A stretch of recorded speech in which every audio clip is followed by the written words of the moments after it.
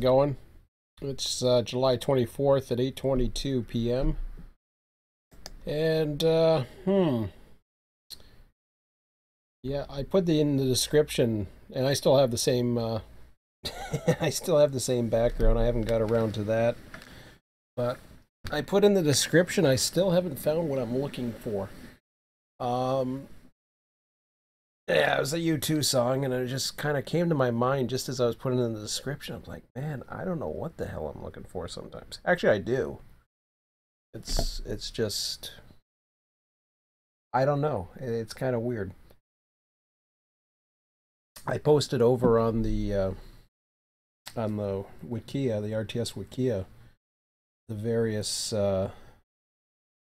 servers I've been on as of lately, and I was just getting into the swing of California, and Mike's been busy at work. I know he wanted to talk to me, and he got hung up at work or something like that. I'm not too sure what happened, but I got an email from him today, and he apologized and all that other stuff, which, is fine. Everybody's busy, so I get it. I mean, there's a lot of people who I haven't heard from in a very long time that have been busy over the course of the last couple of years, literally. We've had some very strong members in the past, and it seems like more and more people are busier and busier all the time. Even I'm looking at my bank account now. I'm not busier, but I start looking at the finances, and I can understand why it'd be very easy for me to suddenly make myself busier just to get ahead. But anyways, I don't want to get into the whole finances thing. And people are busy where others aren't as busy. They're actually open and available. Um, I'll mention a few. California, I mentioned, is Southwest Rails, the former RTS California server that Mike's operating. So I was dispatching last week with Mike. It was fun. It was just kind of like old times. He was running. Actually, I was a little bit more because I was actually running a little bit more on the west side, which I never really ran that much. I usually ran the east side for some reason. But I couldn't take the east side because I don't have the latest route. So I took the west side, and that was kind of cool. And so that was fun. And I was kind of looking forward to it this week, and then I didn't realize he was going on vacation. I must have missed something, or hadn't. I was only following the newest messages, or maybe, I don't know, maybe I just didn't know, or he hadn't mentioned it, or it was something that just came up. I really don't know. But suddenly now my whole week is like, whoa. And this is different than the week prior, because it was the week prior where I was just like, wait a minute, I'm not interested in getting back to Selkirk and doing what I was doing prior to when I went on vacation. So it's been just over a week now since I've been back. And Scott, SMRY, um, he, he's longtime RTS member. He's trying to get his server going, and he is in Selkirk, Mohawk. And I went on, and I was like, wow, he's got a lot of cars everywhere. And he emailed me. He had this great description. Actually, it was so much detail that I wasn't even too sure myself. I would have got lost in it, and he gave me a lot of detail. And I thought, well, this is kind of cool. But at the end of the day, I basically, I had tried to be on a few times, and then by the time I got around to it, his server was shutting down for the night, or something like that.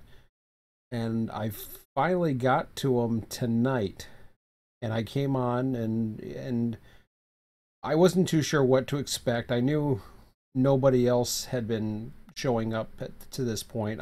It seemed like I was the only one. I mentioned to Scott that he should advertise, and I said I would mention this in a live stream that I was gonna I sent him an email just about a half an hour ago and told him that I was going to be doing a live stream. That I'm going to check out Florida as well, and I'll get to that in a second. But basically, I said that Selkirk Mohawk. I went on vacation. I came back. I wasn't interested anymore. And of course, he says I'm always welcome there, and he says he doesn't know how long he's going to be doing it. Nobody's showing up, and I know how he feels. And I recommended that he try posting or getting in contact with, basically those at RTS who may have, been interested. For example, Jerry, he's been a regular user. I mentioned Jerry. I said, that he's retired as well, and he does a lot of running with RTS. So he's on the floor. I believe he's in the day he's doing a lot on the Florida side, but I know he seemed to be having a good time, Selkirk Mohawk, and I said I'd advise you try to get in contact with him over at RTS. And perhaps you guys can hook up, and that will help you.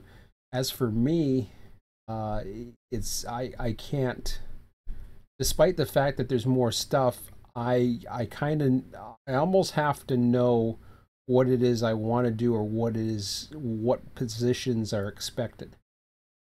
It's one thing when you're running a server and you know what you want, but it's difficult sometimes portraying that to the end user. And I'm starting to understand why some people were probably confused.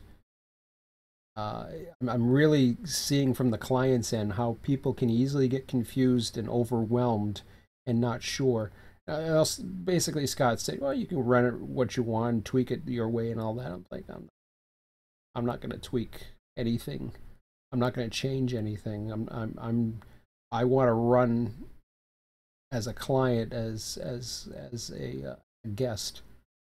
So I don't want to tweak anything. I just want to be able to run in whatever vision somebody else has and see if that's something that sparks more interest, or because who's to say I have the best ideas or the best way of doing things. And Scott had a lot of great details, so I thought, well, maybe that'll happen. I was on Florida last night, and that's the third server. I was on Florida last night. I was the only one on for like 2 hours, and I ran, and it was great. I had a blast. To say I was having a blast in single player, that route, I forgot how much fun it is to run south of Jacksonville. I guess when you run all the time, then it kind of gets, actually, the funny thing is, where most of the traffic is where it kind of gets a little boring, because then you're dealing with the double track out of Jacksonville. You're kind of in a straight line. I mean, there's scenery, and there's a few ups and downs and dips, and but as far as the actual route itself, it's a totally different route once you get south of Jacksonville. And I was like, wow, this is fun. I forgot how much fun this is. And I kind of went on just to see what was going on, because I noticed there was 2 people on. I was looking at the server list, and I thought, oh, okay, well, there's 2 people on. I'm curious who it is. And there's a couple RTS regulars. And for the Florida line, I was like, oh, okay. I figured I'd check to see what they were doing, and then I was going to see if there was another train, and there really wasn't. And I'm sure I could have spawned one, or I looked at the registry and do it all again. And then I thought, I just did this last night, and I'm kind of tired as it is. And and I'm procrastinating now, because I promised myself even last night that I got to get into programming again. And I don't know what that's going to mean. I'm not sure. I don't know if programming RTS is going to somehow change the way we do things, make it easier for some, make it more interesting for others. I don't know. I'm not sure. I have a feeling it's going to help a few, but not really help that many. And that's kind of how I felt with RTS 1. So, I mean, especially now that there is something in there, and we had this I had this discussion over on Train Sim about the random issues, and for some people, they just don't care. They're not worried about how many trains are coming from one direction or even what the symbols are. I wish I was that way sometimes, because there's times where I almost don't care, but operations is still a huge part of me, and I want to model after something, even if it's a freelance. I still want to have some type of parameters that I put in and say, okay, this is the train that I'm running, and I expect to see this so many times a day, and I expect this train to do this, and I expect, you know, this yard to do this, and I expect this local to do this.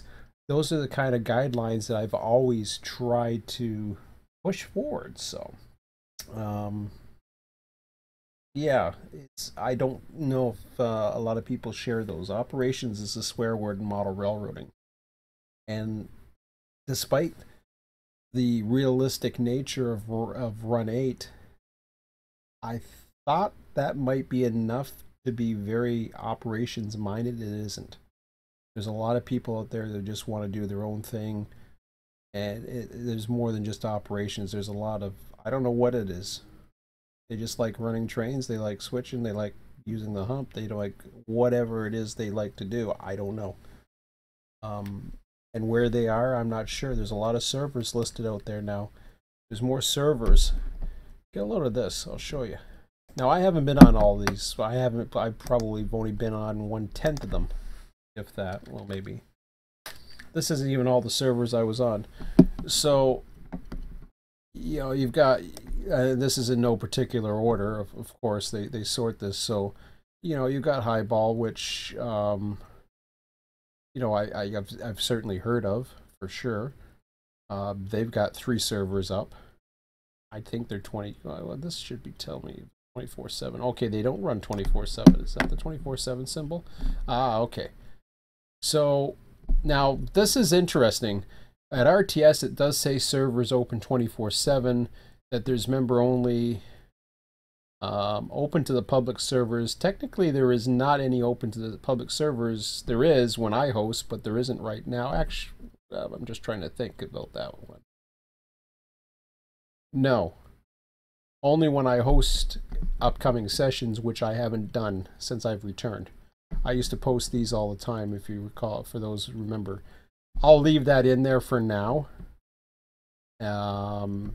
It's kind of hard to say. I mean, I could take that out of there and then I'll put it back in, so I'll just leave it.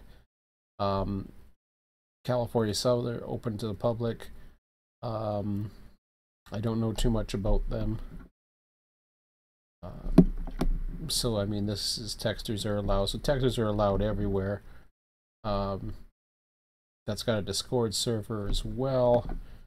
You keep going there. California and Western 24/7. I don't even know about that. I've heard of this one and I don't know too much about it. They're open 24/7 and they're open to the public, and they have, well, California Western has both similar discussion forum. Well, I have a discussion forum at the Wikia. Southwest Rails is Mike's server.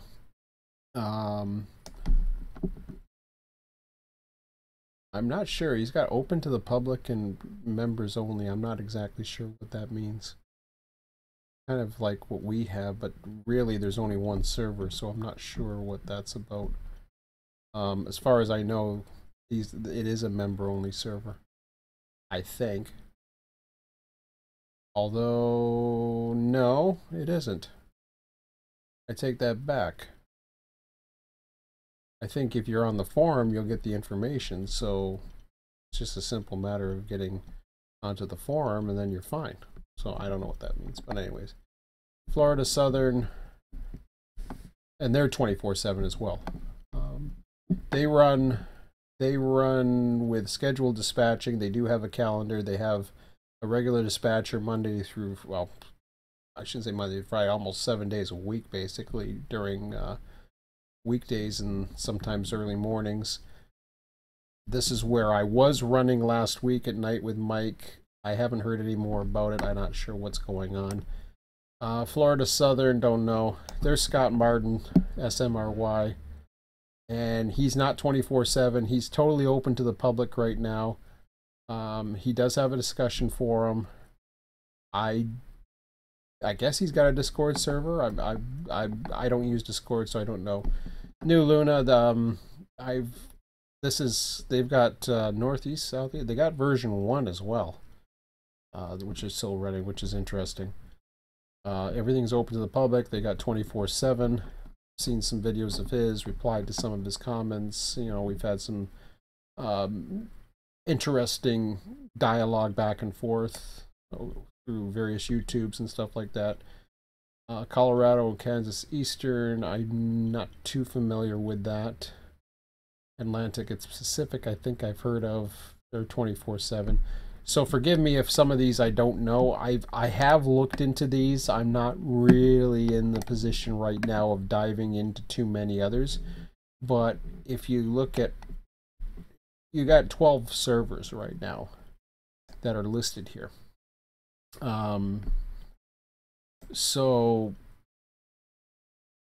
I mean, within them, I'm just trying to think now if some of them, I mean, if you count the various regions, these are multiple servers. As far as RTS, there's only one 24/7 server, and we've got Northeast still listed. Southeast, we no longer have Southern California listed. Technically, I don't know how long Northeast is going to be listed there. I may take that out very soon, because I don't think that's going to last. I haven't decided yet. It's on a hiatus at the very least. Maybe I will edit that. Let me log in here and go ahead and do that. So I'm going to edit the community. And TeamSpeak, sir. I think there is one, but oh, you have open to public server. Should I put that to no? Yeah, well, I'll keep that for now.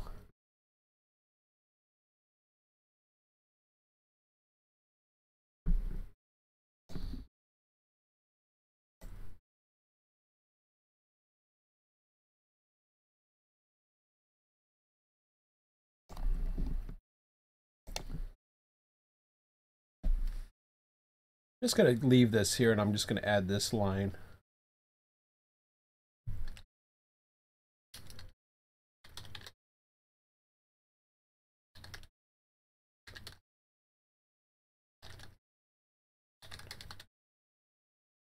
I'm just going to put that in there.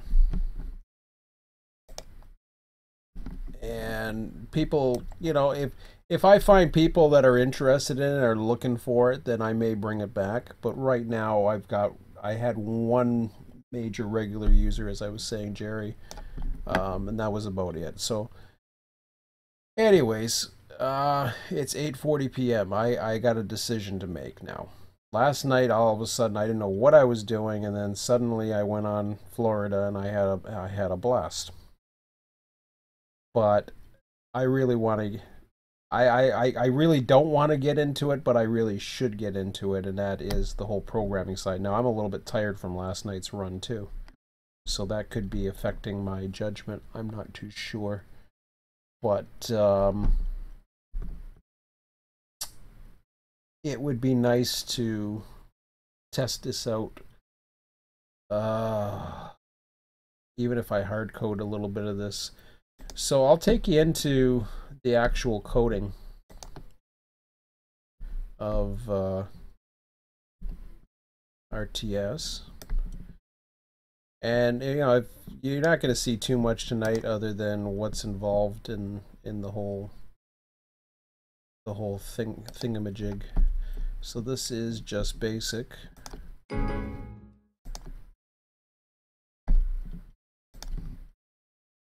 And we will open up. RTS is on my desktop right now. Okay.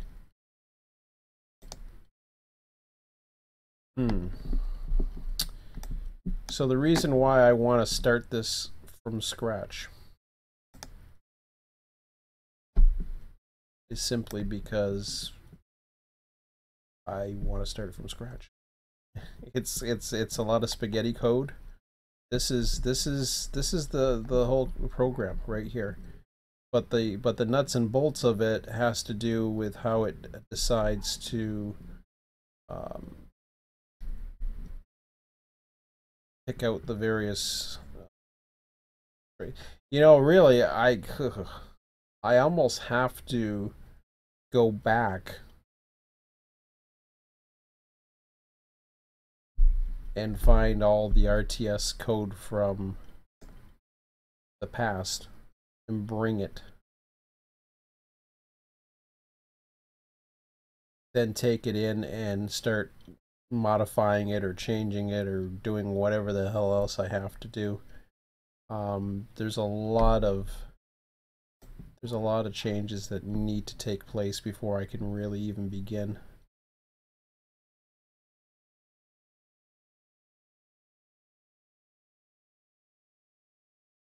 But it could get interesting, so maybe it's... See, I can't go into... Okay, how about this then? Let's start with some parameters here. Decide what it is that I'm trying to do here. I was going to go in and I was just going to modify it, but I really don't want to deal with this any longer the way it is or was.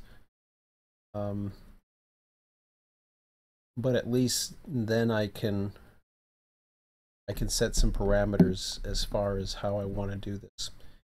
The whole key to RTS and is basically trying to find out where a train is and where to spawn it from.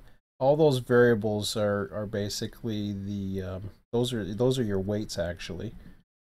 You're seeing there all those numbers there are the weights based on the various call it the various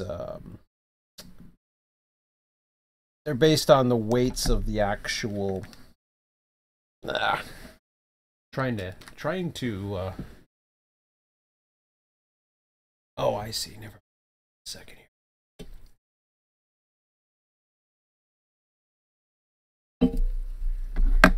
Man, do I really want to write this from scratch?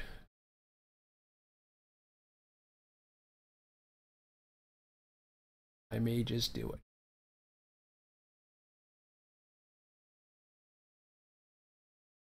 I like the cases, you know, you got different railroads, blah, blah, blah. I mean, we got different engines now. We got all kinds of crap going. I don't think I ever got the ST40s in there.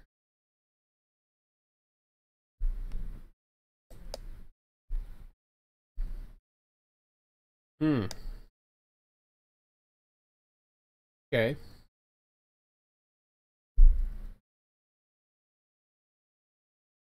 So, a couple of the issues that happened with RTS version 1, besides running out of car types, not having all the available engines, was we started getting into the what I call these shorter blocks. Now, Ski had something programmed where I could, back in version 1, we were able to go through the XMLs of the various route folders. He was able to pinpoint the actual location or the actual length of the particular blocks. That was pretty cool, actually. What I'm gonna do is I'm gonna start preparing right while we're doing this, and we'll run this from the start. This here, the I went through the other day what had changed in version 2 of Run 8. And really the only thing that's changed to the XML is the way some of the headers are. What you're seeing here, like the cases of BNSF and when to run a particular engine and when to do this and stuff like that. All I want to do is create something of a design, and then from there basically take it, decide what to do. Now, like I said, this is going to be very, this is what I'm up against. This is the lame, boring crap. I don't know why I ever wanted to be a programmer, to be quite honest. I really don't know. I don't know. I don't know if, you know, my dad, he thought, oh yeah, you know, because I used to play around with a Commodore 64. And he thought, oh yeah, you should be a computer programmer. I wanted to be a navigator. Ship or some crazy thing. Kind of sounded like a cool job. But no, he saw me programming and he thought, oh yeah, you should be a programmer. And for some reason I took it to heart, and I certainly liked computers, but I liked playing on computers more than I liked programming them. I just programmed them because nobody had made the programs yet. I think as I got older, the medication I was on hasn't helped. But anyways, and probably age as well, but I don't know. I mean, I'm in my mid-40s. It's not a big. Okay, how about we do this here? Let's keep this minimized for a moment. I'm gonna go into Run 8 for. Yeah, wait a minute. Hang on.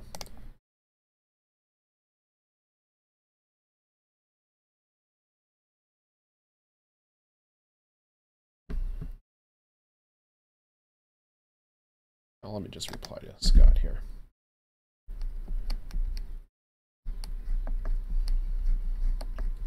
Glad to see he's on. Yeah, I really wanted to get into it. I just could not get into it.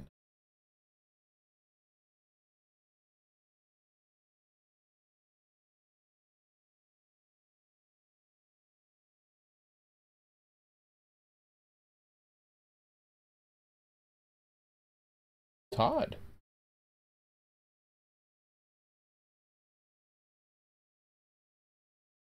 Oh, Tom. Okay, I think he said Todd. Oh, he did say Todd.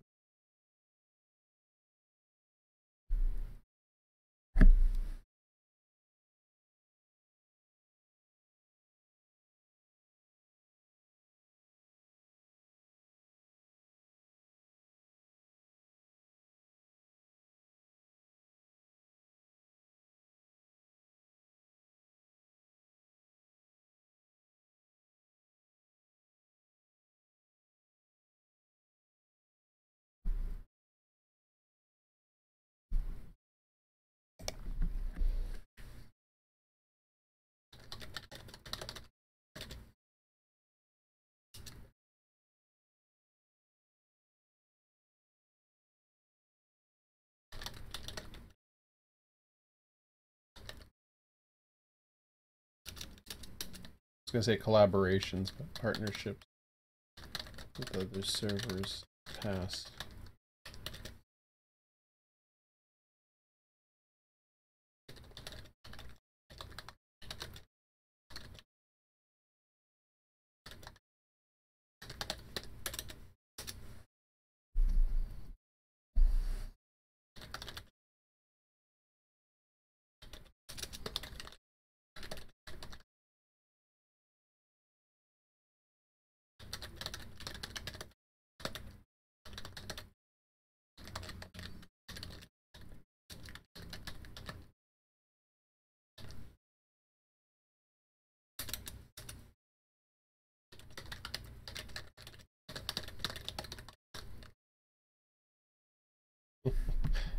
Okay. So, getting back anyways to that, let me just take a look over at the various servers here. I'm not going to check my private emails or anything like that, public forum, but I will go over to Southwest Rail's website for a second. And Mike was last posted 3 hours ago. And I think that's it.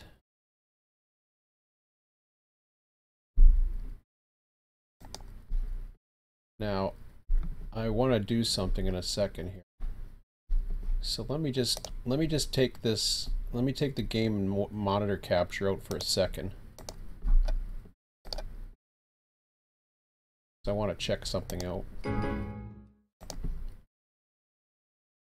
reason why I'm doing that is because this program has a tendency of wanting to do the whole. I don't know where I want to start. Do I want to bother with Selkirk?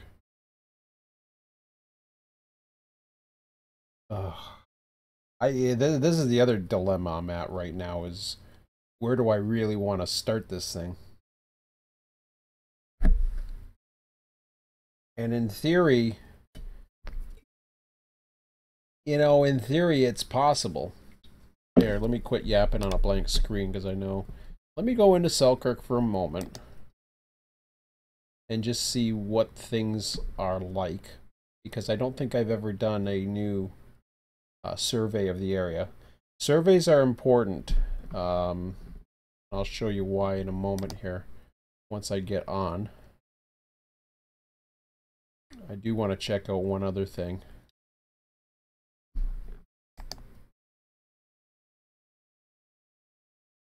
Okay, there's no clients on any of the servers, the 3 servers that I had mentioned. They're the only ones that are up. Smiley server's been down for some time. I believe I have his password or whatever. Scott's still up. California and Florida. Hopefully you don't see all that. I don't think you guys would. If I do, please let me know. I apologize. I'm gonna put game and monitor capture back in. No, I don't think it looked like a black screen, so that was good. Okay, so anyways, I got Selkirk Mohawk back in just because that seems to be my little niche for the moment. Here's what's going on. Let me while we watch the clouds or whatever.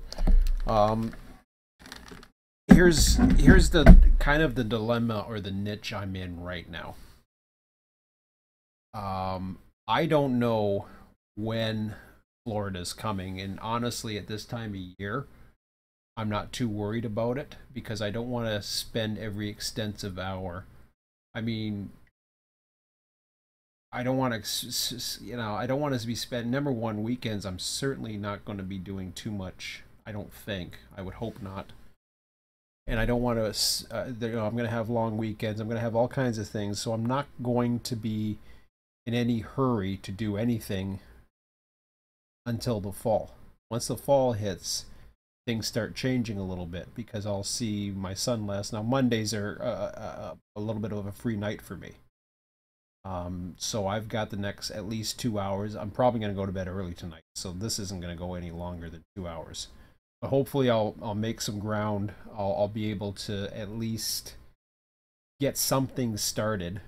I could go back to the old RTS1 files. Eventually I will, for reference. I don't even know if I'll do it because now I'm looking at Selkirk Mohawk. But this is the dilemma I'm in.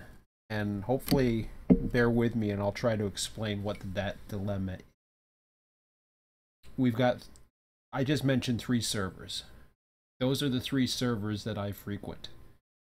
California, I have no real interest in doing anything personally as a host. Because, at least at this point, I can't see wanting to manage such a behemoth. Or even part of that behemoth.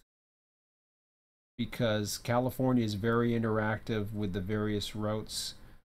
So interactive and so big that I haven't even bothered with the latest route. I know a lot of people are liking it. I'm sure there is some justification for that. My son is trying to lobby me and getting it, despite the fact he hasn't proven to me that he's really into Run. I have to test him on that. If he can prove to me that he is indeed into Run 8, I may consider it. But that's the price of getting Run 8 versus getting a route. I can get Run 8 on his computer, version 2. Then we'll see how much he really is into it. Now, I was going to hold off until Christmas. I may bite the bullet sooner if I fall, if I really think again, I'm not too sure. He knows what he wants. It's bad enough I don't know what I want. Sometimes I don't know why I do these live streams, to be quite honest. But anyways, I seem comfortable enough to put out the content, and I still get the views, so whatever the case may be, I assume everything's okay. And if it isn't, somebody can tell me. And if nobody says anything, well then, no, nobody cares. But, so that's California. On Selkirk, I've already basically, that was going to be my baby. It still may be my baby at some point. Now, I'm on Scott's server now. At least I was on for the first time tonight just to see what he was doing, seeing what he's up to. He's got a lot more detail than I do, but at the same time, I'm not too sure what it is that I want to do server, or you know, I enjoy parameters. I enjoy a certain set of operations, and I want to follow whatever. Like, you give me a list of orders or whatever, or stuff that needs to be done, then I may be inclined. At the same time, I'm also interested in traffic. So with version 2, traffic's essential, but the biggest issue is we don't have the dispatchers. I wouldn't expect the host to come in to dispatch, nor would I don't think a host would expect one particular user to dispatch all the time as well. That's what I've been doing in California so far. I'm hoping there's more dispatchers than what I've heard there are, because my original thought was, well, yeah, I'll come on one night when somebody else is dispatching, other than perhaps Mike or somebody who likes dispatching the entire route, and see how it goes. And I already did that once during the daytime hours. I just, it's like I said, California's that big behemoth. Selkirk Mohawk is still potentially a baby that I can bring back to the surface at any time. But it's going to take, I don't know what it was that drove me, or didn't give me enough interest to get back to it, other than the fact that it's double track. There's issues with the hump. Scott has a remedy. I don't know how the heck he was doing. He was just switching it into 1 or 2, or he was editing the consist or something like that. And I kind of did the same thing. Now, I know right now, at least from a reefers and auto rack standpoint, if that's the issue, I can block those trains. I can go back to my Conrail. I can go back to blocking charts. I can do all kinds of things in RTS that Run 8 can't do. So that could be a means for me to suddenly say, okay, now I think I can run Selkirk Mohawk the way I intended to. And then I can get the hump going.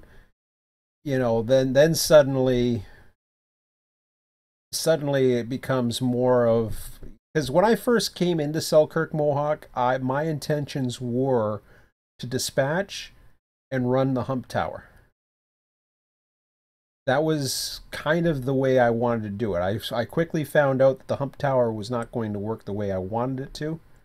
So then I switched over to saying, okay, well, let's just run trains in and out of there and pretend that everything was being humped and operated, and we'll just let the rest go.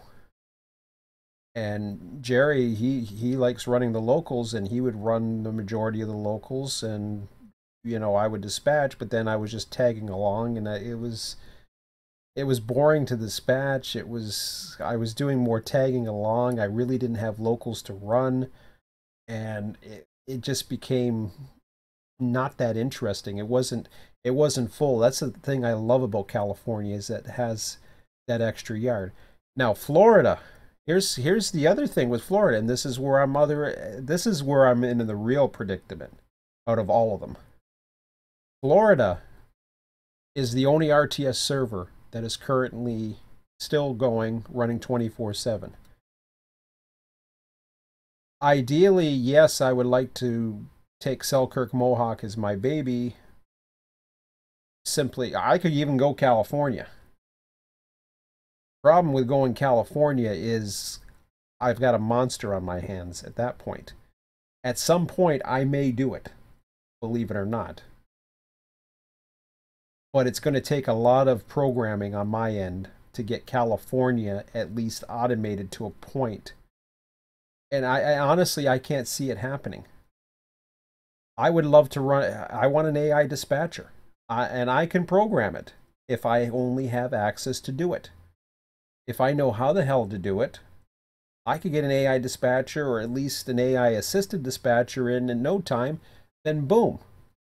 As much as I don't like programming, that is one of the easiest programs I could possibly write, because I can always improve upon it. It's not a structured program so much. Well, it is, but it's more of a logic driven. And then what would you do in this situation if, you know, this was here? Would it give you a signal?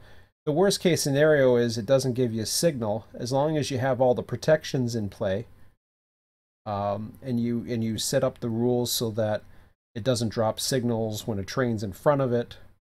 It doesn't have cornfield meets, those kind of things. So it is complex, but at the same time, it only has one purpose. RTS is a lot more structured because it has multiple files that you have to deal with. You have to deal with the writing of the files. You have to deal with the reading of the input, the types of trains you want, the way bills. There's a lot of data involved, and there's a lot of structuring. And when I mean by structuring is there's a lot of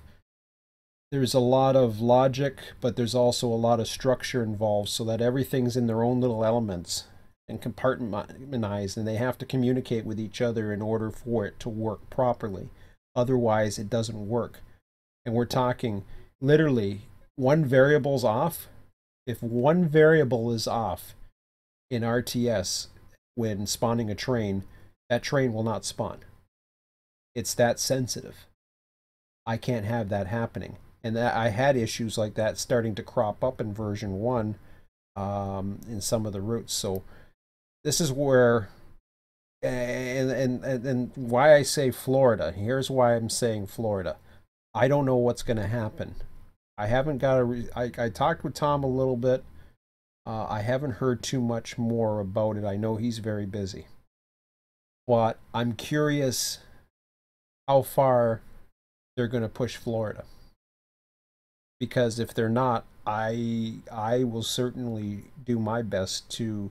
Whereas he's more focused on locals, I'm actually more focused, believe it or not, on main lines in the hump yard.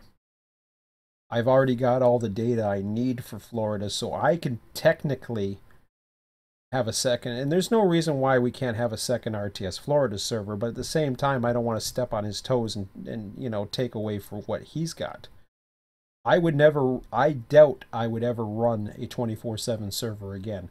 Mine would be a session by session basis. I don't think I could run a 20. No, actually I can say that right now with confidence. I would not run a 24/7 server again personally. There's no way. So whatever I do is going to be a session by session basis. That's the way I want to do things. Let those who have the resources, who want to put a server up, run the 20. And I mean, it's great to see Scott's considering running a 24/7 server. Right now he's not getting people on because either people don't know about it, or there's not enough advance notice as to when he's available or what he's got going on. So, and I'm not saying that's going to help either, because I had as much notice, and I was posting on Run8 servers and all that other stuff. But anyways, yapping along about this, so I don't know where I'm going to be. And for me to just say, well, yeah, it's going to be Florida, I'm not sure about that. There's still a side of me that kind of liked. I remember there was a time where I was sitting in the Selkirk Tower, and I actually liked it. I liked the position of sitting in there and running the hump, and there was 20 tracks. Yeah, ideally I would like to have more, but there was some potential in there. So I don't know. I wasn't so interested in running the main lines in Selkirk Mohawk. I was more interested in just doing a relaxed dispatch, make it interesting for those that are on it. But there's a lot of issues that need to be solved. So this is the issue I'm kind of at right now. But to get RTS going, I need to start somewhere. So I might as well start somewhere that would allow me to give the best interpretation or give the best data, I would say. So what do we have? Let's start here with Selkirk Mohawk and get this party on the way here. So we have what they call the AI spawn locations at various spots.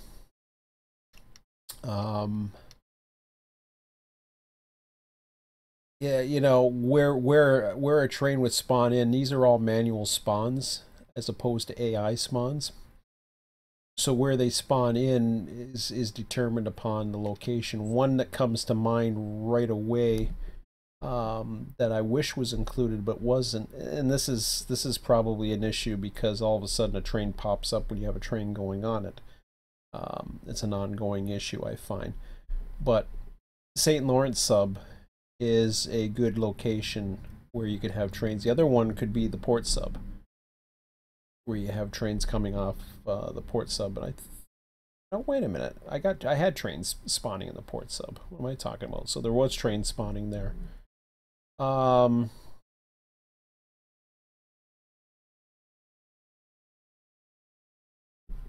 could do the Berkshire sub that way. I really don't need to do Post Road sub to Boston. That's too small as it is anyways. Take a look at that thing. Am I looking the right way? Yeah, that thing is about as much to allow one passenger train to come in. It's not much. I'm not worried about it. CP Rail's an interesting one. Despite the fact that I don't have any CP Rail equipment. That's an interesting one, to say the least.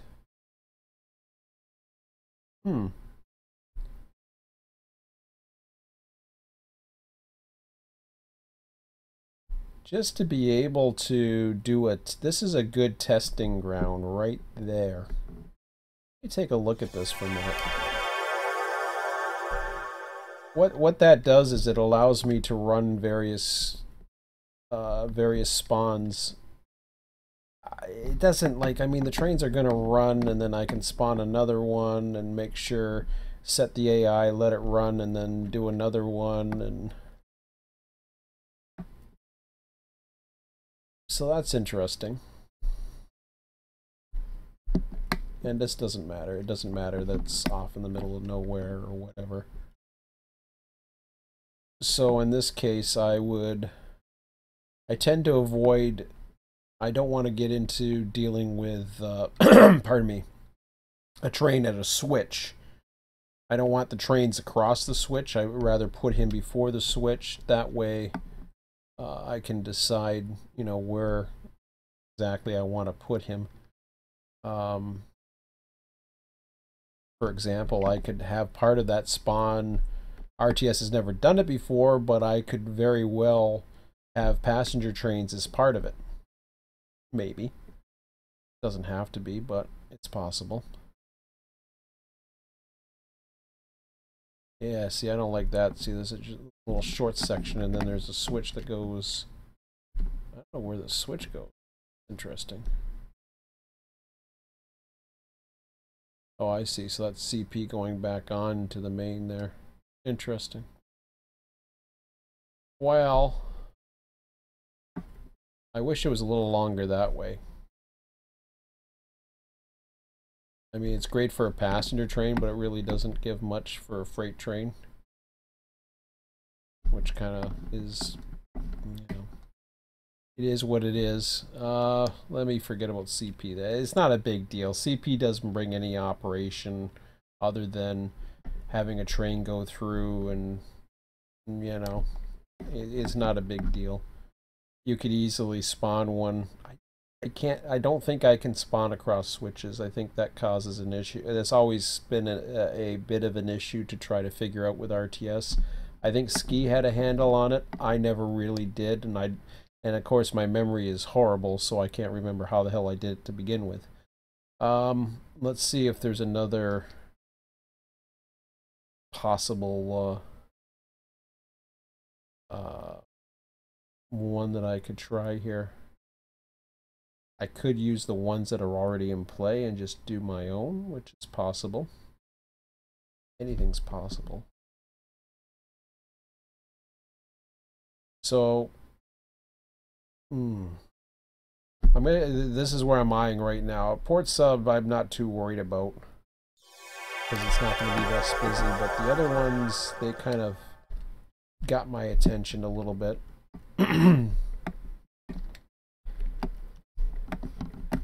And then again, I could just go ahead and do Florida anyways. What the hell is that thing? Is that a detector? I never know. I guess it is.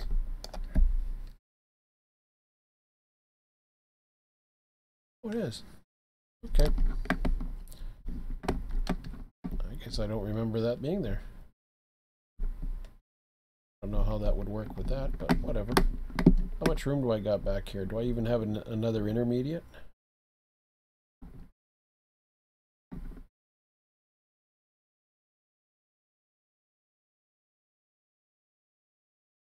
I think I do. I just got a nice long stretch of operation here, which is kind of cool.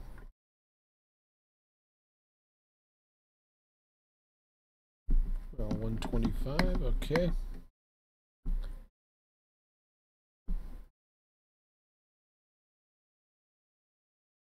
So one of the other issues we had with RTS version 1 was when it went outside the limits. I didn't have a hard cap limit on how many cars you could pull through. So in some smaller sections, it would overrun its boundaries. Now, to get it to survey, and like I said, I can do it here. It doesn't really matter. I'm just gonna start the surveying process, and this is the heart of the RTS system. So let me figure out where I want to start. Tehachapi? No. Let's see. I kind of like this area too. Even if I use the signal, it's not too bad. Actually, this is a good one. It's smaller, so it'll be easier for us to survey. And then we can get a pretty good idea. The smallest cars right now, I believe, are the cement hoppers, but I'm not sure. So I'm gonna put it. Now I did have an old parameter that started it at a certain spot, but I wanna make sure, unlike the AI signals that come right up to the signal, I want to make sure, although once he's set to AI, you either have a signal or he's just going to come up to it anyways. I would rather. I think what happened was I had it set for the first block, but then I deliberately put it back so many meters so that they could see the signal on the very first spawn before the thing, or the signal or the engine. So let's just, actually, I'll do the whole block. I might even include the, do I want to include the switch? No, I don't want the switch.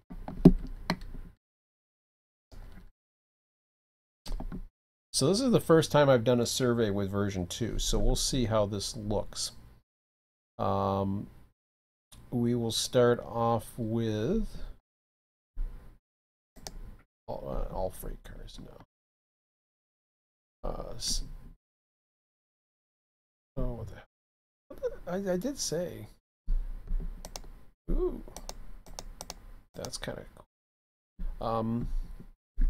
I never noticed they had the font sizes. Box cars, center beams. Okay, so the C14 hoppers were the interesting ones.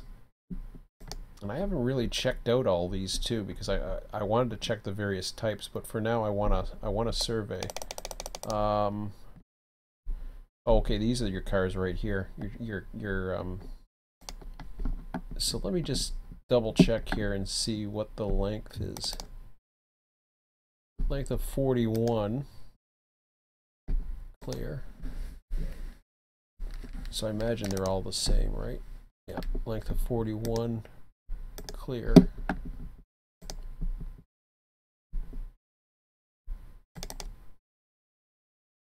They're 41 too. I think there's a difference in these, but I think it's where the truck lies, if I'm not mistaken. These, of course, you're going to get a bit bigger length here when you start playing around with that. Yeah, 60. Clear. So we'll go ahead with these babies right here, the CSX ones. Now, I could do a few things here. Actually, let's go ahead and do that first and go with Run8 Depot maps of the Selkirk. Selkirk. So this is the surveying portion. This isn't really doing with the programming. This is just setting up the files. And I'm going to use this as my testing ground or my proving ground for version 2. Once I have that in place and I know I can do it, the rest will slowly come into play. So, what am I on for? Come on, wake up.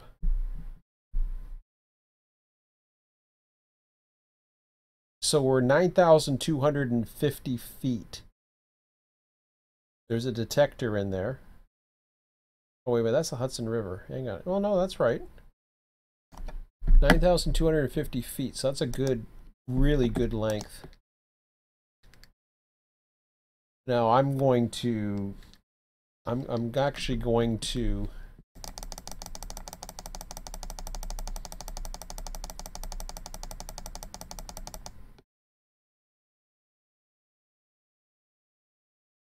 forget if I can. Oh, no, that's not what I want.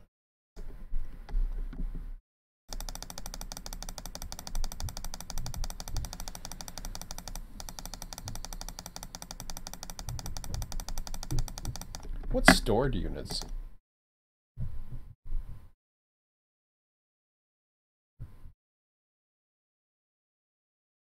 Eh?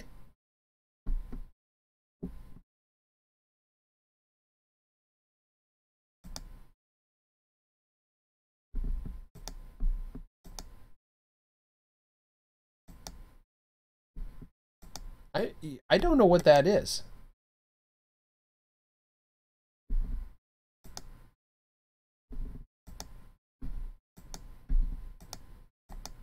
What is that?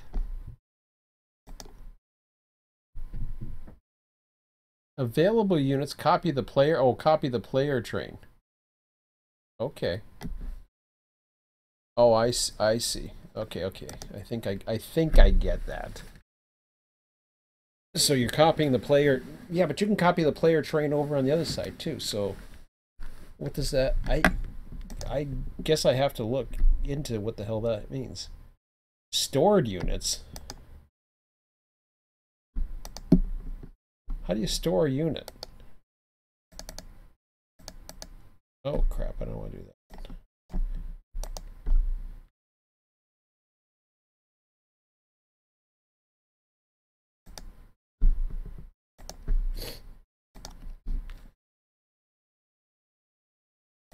Oh, maybe I can store the train or something and it'll find itself or something? That'd be really cool.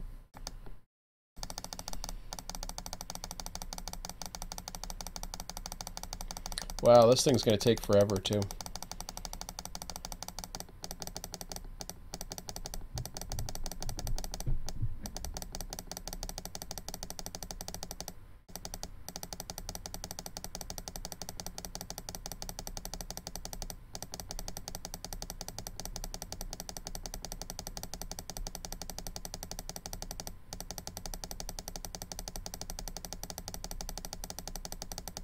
Wow, this is about as exciting as watching paint dry.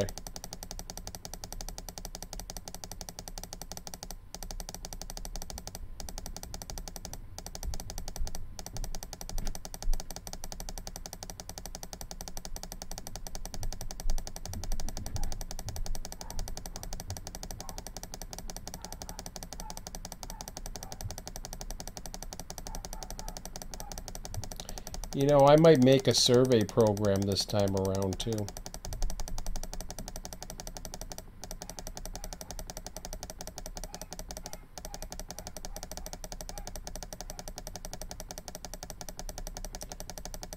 Wouldn't that be something?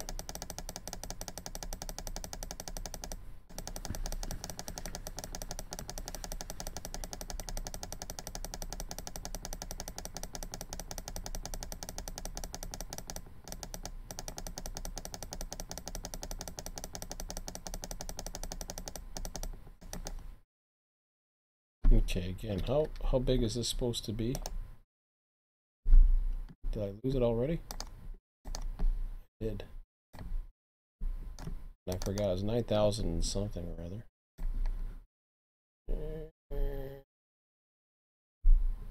Baby, where are you? Oh, there you are. 9,250, okay.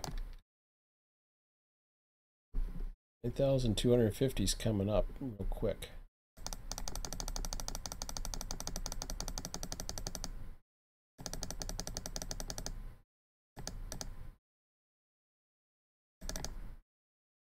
Alright, so that's one too many. And I'm not sure if that's going to follow. So let's see what happens here. Oops, I'm going the wrong way.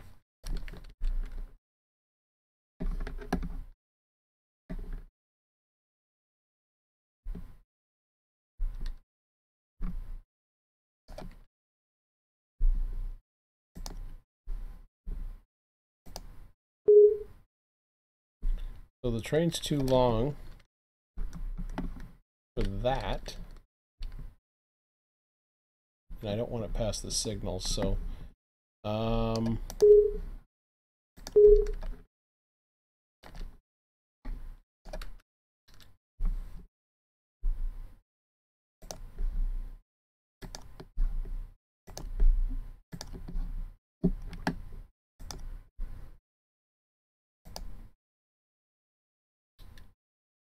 okay, that seemed to work. A little bit past where I would want it, but that's okay.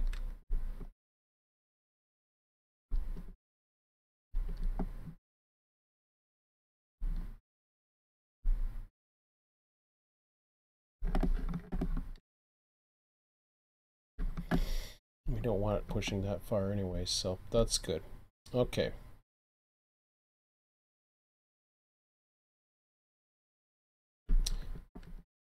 So part of the automation that I'm thinking about doing, since I am programming this from scratch, what I may do here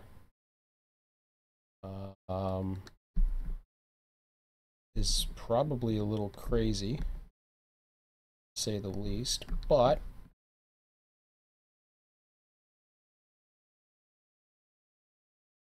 you know,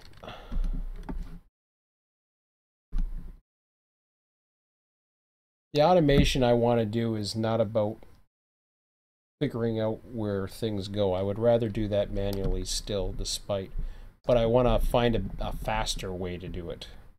That's okay. because then what happens is I'll save that.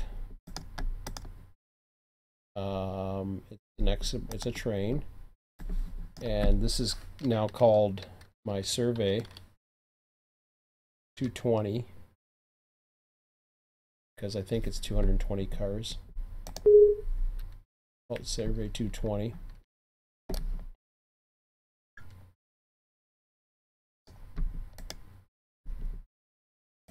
And so I've saved it. It's there.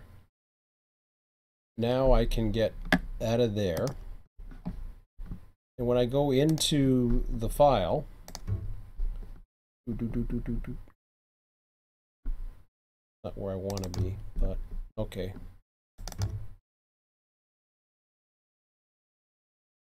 In the regions, or is it in content?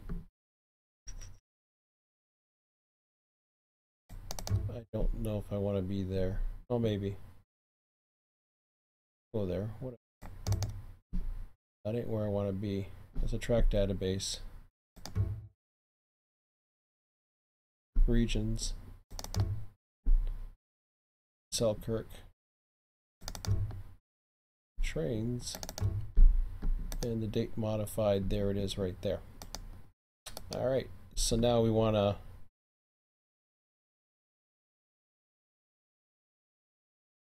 happens when I try to open it into a spreadsheet. Will it allow me to? I hate XML because you got to parse that thing. It's such a pain in the ass. I would have rather have a common delimited file. Okay, whatever.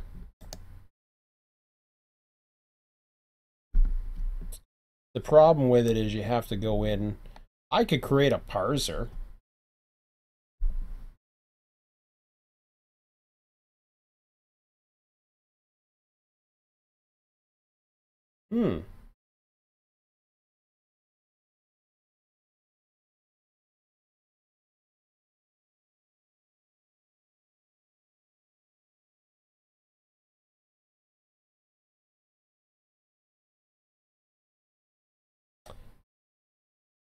Yeah, that's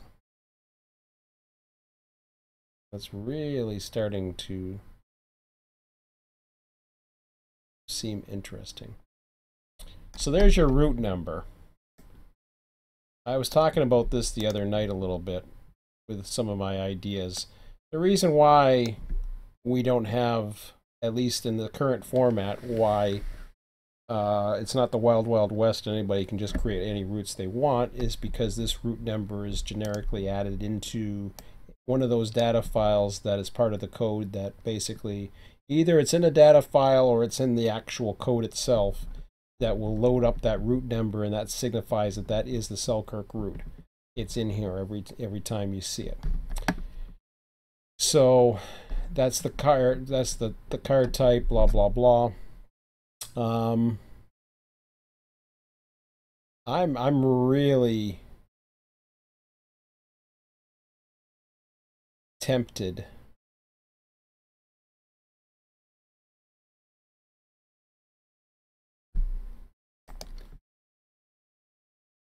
to do a parser.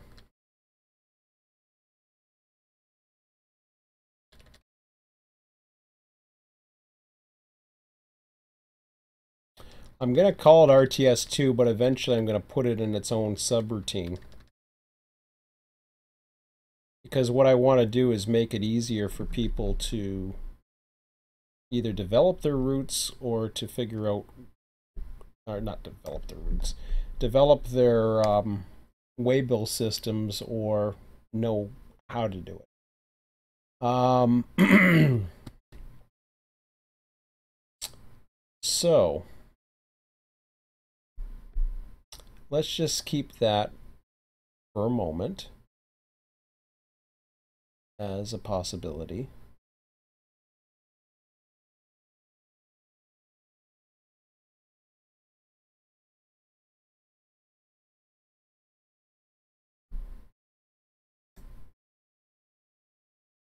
Now, usually what happens is, so that's survey 220. I don't know why I named it that to begin with, to be quite honest.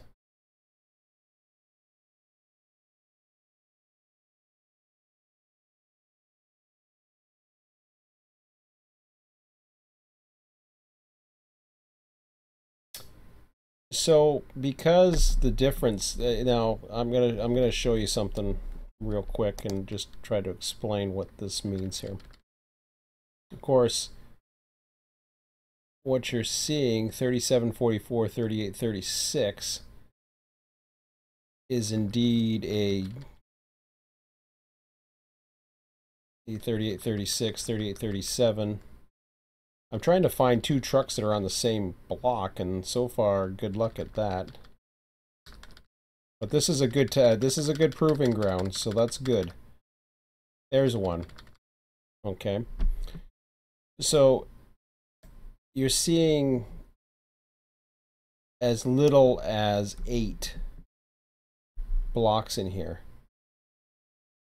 So this is what makes that interesting. The problem with that is if it goes less than that, it could potentially not show up. And I have seen that before.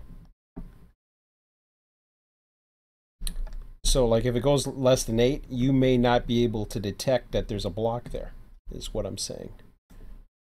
But let me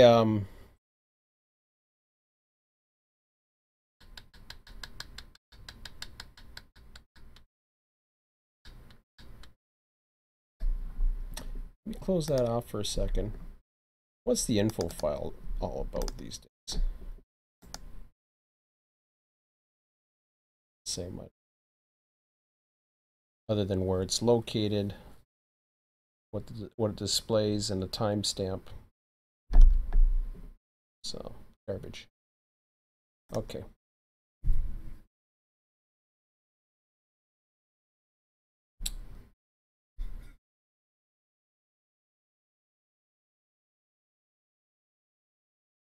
So, what I'm going to do is I'm going to go ahead and I'm going to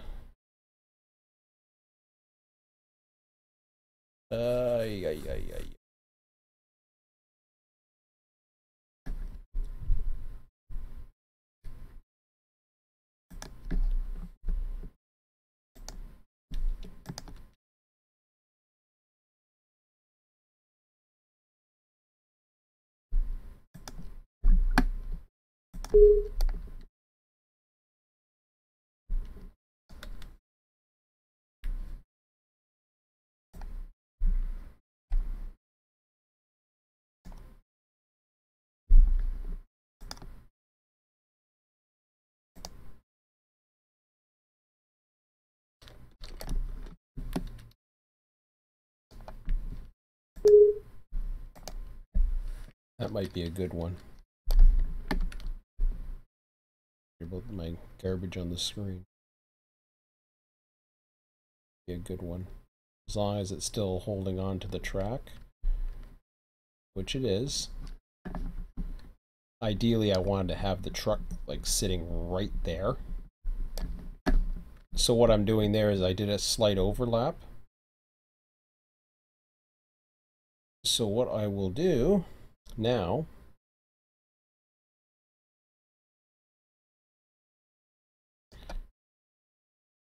let me do that.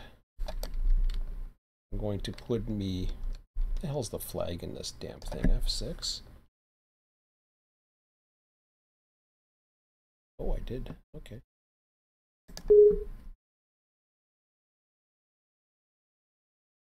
Good. Or actually, you know, 6. No.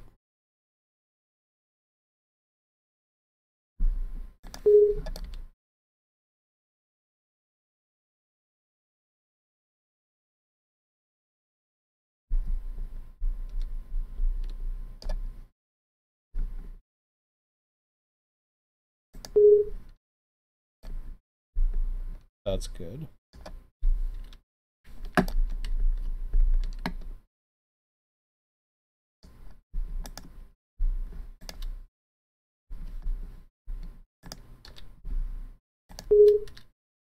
You might think like, what the heck are you doing? But trust me.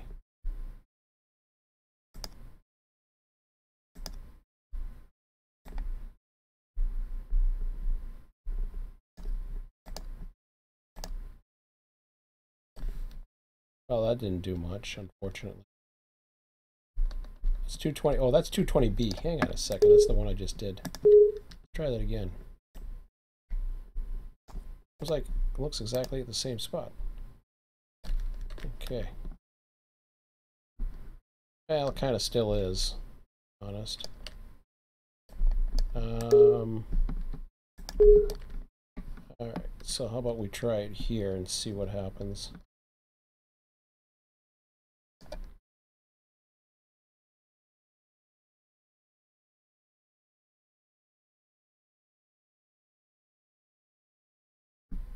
Oops.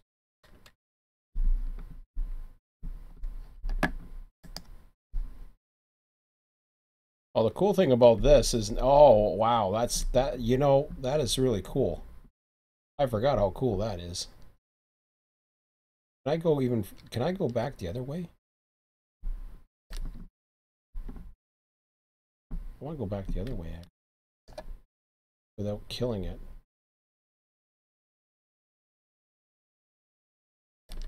I mean, I'll do it, but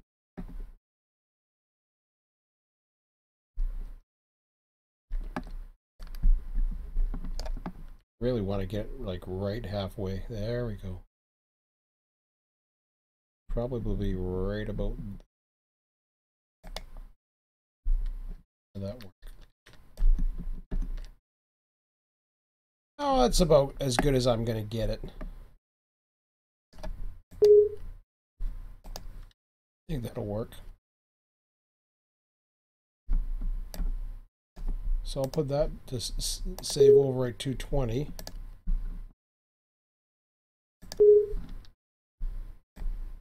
And then 220B.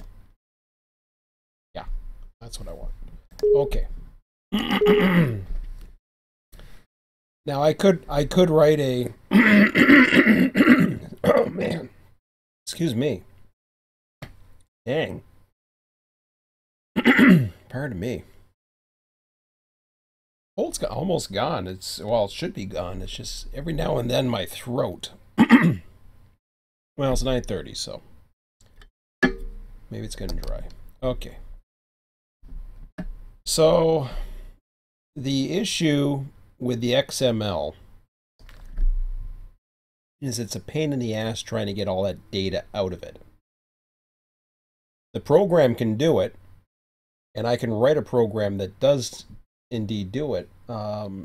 It's just a question of, do I want to write the program? Is it worth writing the program, or is it better just to go with the sheet? And I'm not sure, to be honest. I'm not sure if it's quicker to just write the program and say, okay, here it is. I might just do it and try it and see what happens, but yeah, why not? So let me just try writing a. This is a parsing program. It wasn't in the original. What do you call it? Wasn't in the original program. That's what I'm looking. So let me do a find here and find my input command. Okay, so there's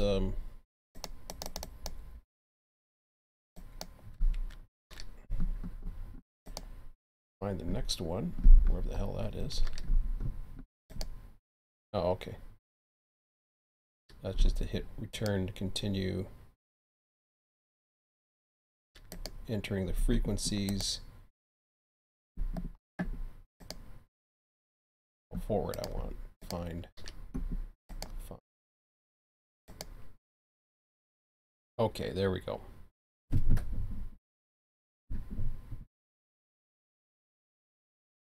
So open. Actually, I may change the name of those files. So open tag.csv. No, that's a tag. For input is number 1. I've never.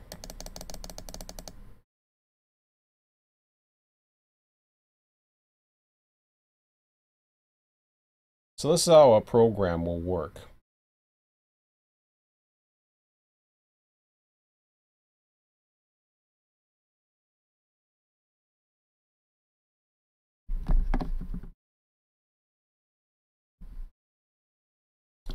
So let's try it.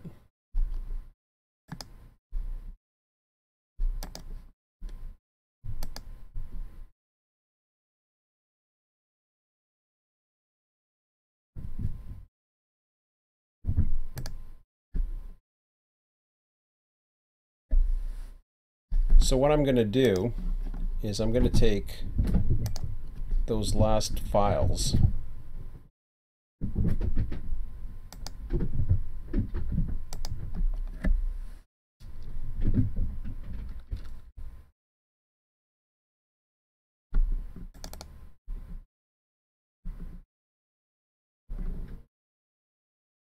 Actually, I shouldn't have done that. Can I undo it? No, it doesn't matter. Let me just rename that to Survey 220. I don't know how that affects the thing. So what I'll do is I'm going to take these guys over here, copy it over to there. I do have the RTS beta still here, huh?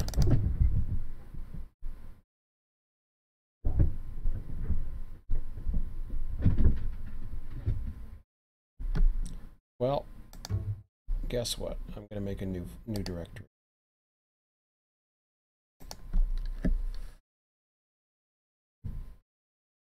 RTS2. Let's call it like that. So here's the files right here. First of all, I don't need the info file. Get rid of those. Ah, crap, no. Do that. So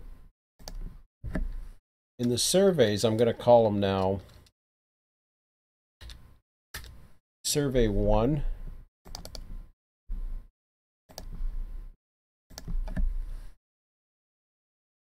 And Survey 2. Okay.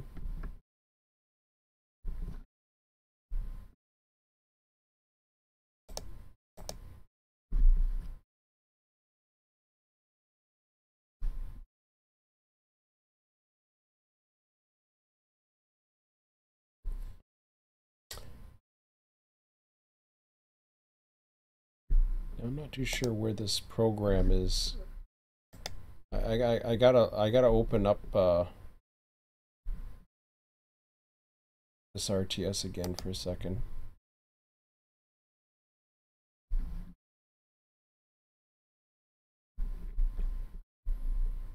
guess it opens up wherever the hell the current directory is.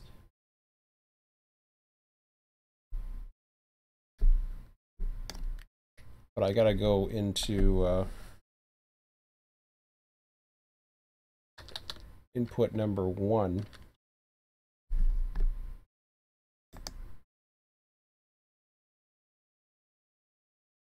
See, it's interesting. Open. It's just right there when it goes into tag. It's actually going into the file that the RTS software is opened into, as far as I can tell. I don't see anything in there that's specifying the directory. So it's going right into the parent directory. Yep. Okay.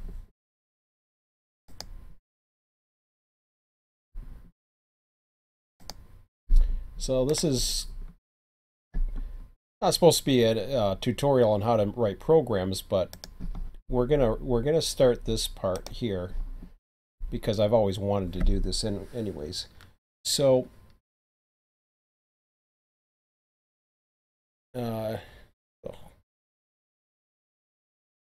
crap.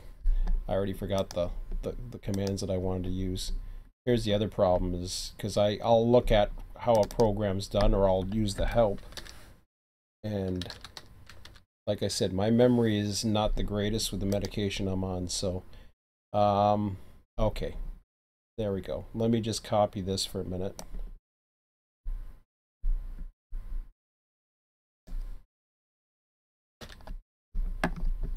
So what we're doing here, I'm not going to put a loop just yet.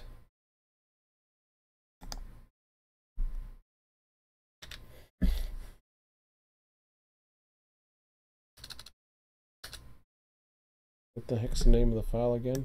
Survey something or other. Survey 1, okay, XML.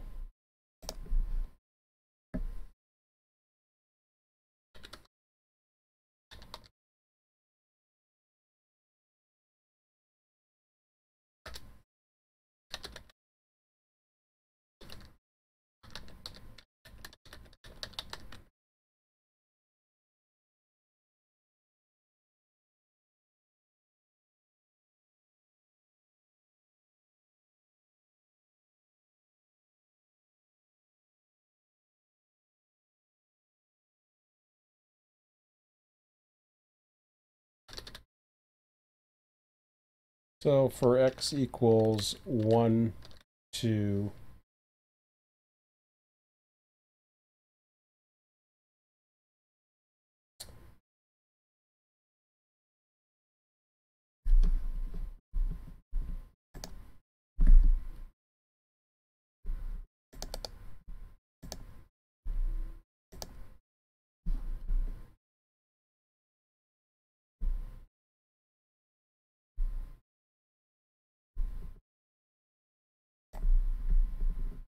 1, 2, 3, 4, 5, 6, 7, 8, 9, 10, 11, 12, 13, 14. For x equals 1 to 14. So I'm skipping for x equals 1 to 14.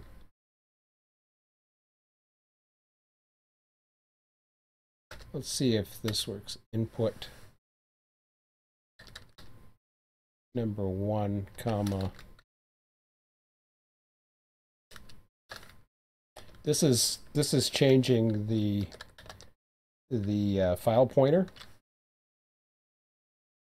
I believe it does it for both, but I'm not sure. So I'm calling it junk. And for x equal, sorry. No, next x.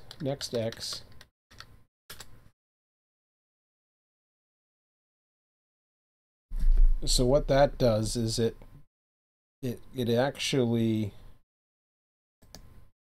oops, why am I still in the directory here? Get out of here. And here, actually, let me close that up. So, I already got it open.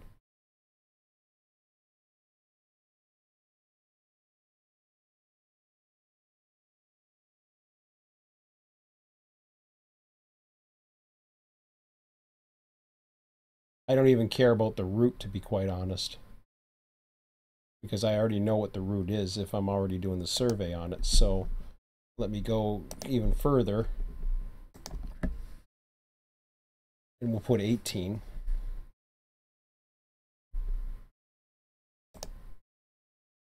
I don't know why I did that. That's not what I wanted. That's what I wanted.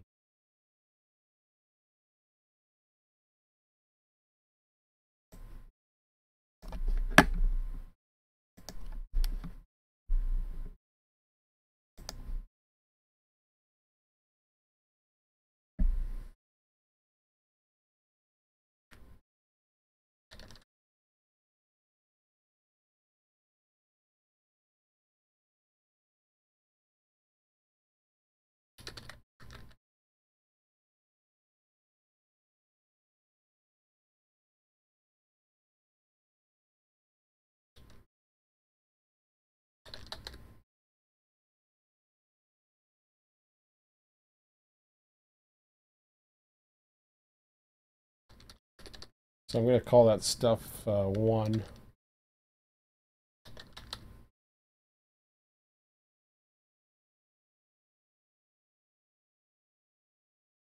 Now, that ain't going to work.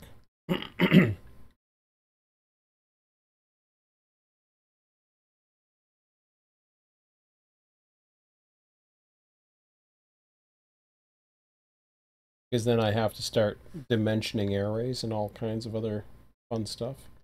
Which is okay, because I gotta eventually do it anyways, but inputs are just bringing in the file, so let's call it stuff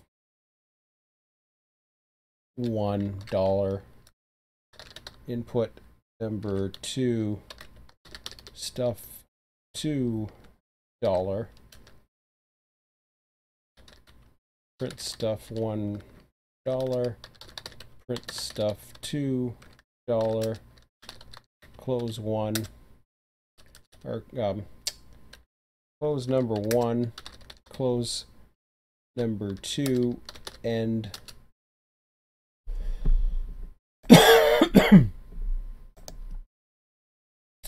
So now I'm putting it into that directory, so that should hopefully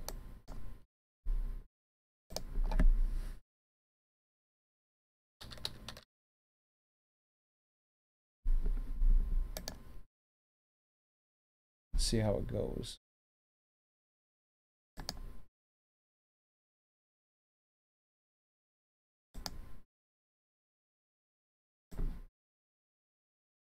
Okay, so that's what our output looks like right there. The execution is complete. So what you're seeing is it skipped a bunch of lines. So that's a good thing, because that's what we want to do. Is we want to get right to the heart of basically getting this data here, that data there.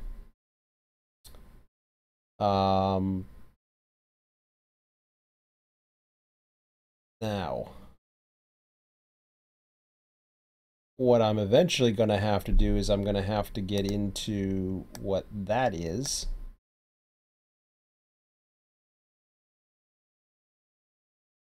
And I have code that does it, but it takes a while. And unfortunately, this is the mundane process of programming. So I had a choice. I had a choice between setting up something that's automated that I can put in code, tweak it however I want to tweak it, and it will always be there for me. Or I can just go through the hard labor point of just basically data entry and figuring it out for myself. Sometimes with the amount of spawns, it might be easier just to figure it out yourself. But I don't know if I'm going the hard way or I'm going the easy way. Depends how good of a programmer you are, I suppose. Oh, I got art. Oh, okay, that's the complete thing. Never mind. So 3835 and 3744. Let me explain what that is. That shouldn't be that. I don't think. Because I've opened 2 files. But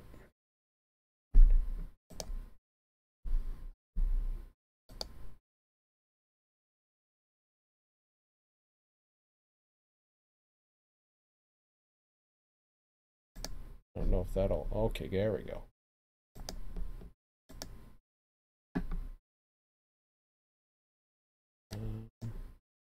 The good thing is it goes into the default directory that it's in, so that's a good sign.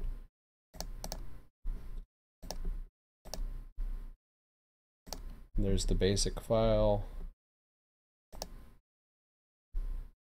Oh yeah, good. So now I got both of them in here.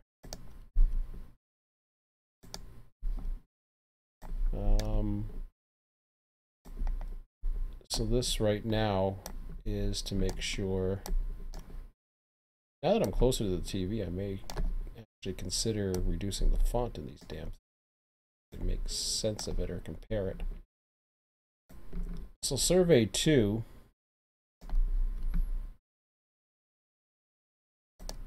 and survey 1, put them beside each other, and we'll compare it as it goes along. But it didn't work. That ain't right. That's not what I wanted.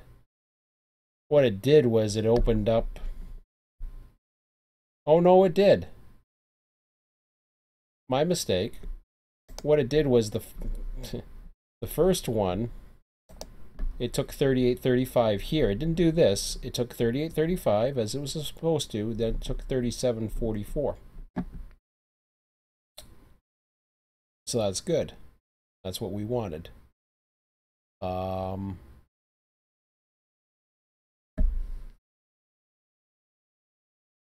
So now we got the part where it's skipping all this. We can eventually we can set up a pattern where we start getting into the start node indexes and all kinds of other crazy ass things, which is okay. The key here is it doesn't have to be pretty as long as it does the job. And this may not take as long as I thought it would. So I'm okay with that so far. So far, so good. Now, and the whole reason why we go through this whole little thing is so that it's easy for anybody to simply plot a string of cement cars or whatever and be able to come up with, you can choose the car or whatever. I mean, ideally you want to know, it doesn't even matter what cars it is, but ideally you want to find the smallest car you can find and then be able to do what I did and split it up so that you're overlapping. And it's important to overlap as much as possible. I don't think I honestly don't know how small these things get. I thought I saw one that was like 4 or something like that. They get really small, these block sizes. It's absolutely crazy. I can't remember how much. In fact, I'd have to look into. Do I still have it? Forget. Now let me take a look in here for a minute. Let me see what I have open in the beta here. Okay, I do have the beta documentation. Mojave. Wait. Wow, I got the waybill file. Are you kidding me? That. What? That don't look right. What is that?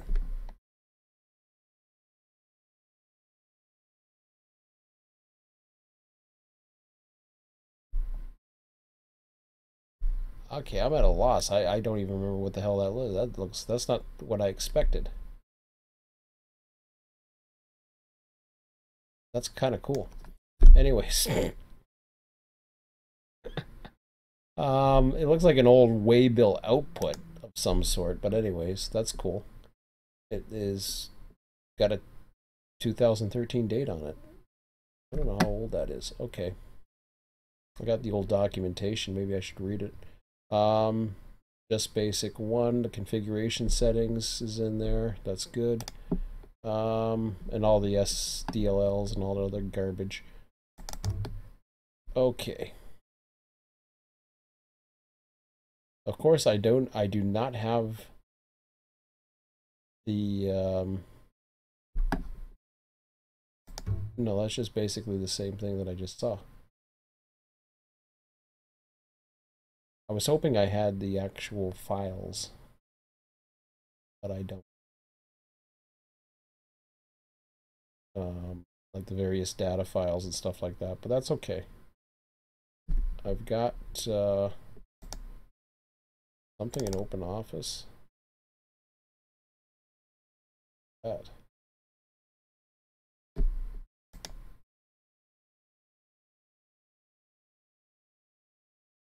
What is that?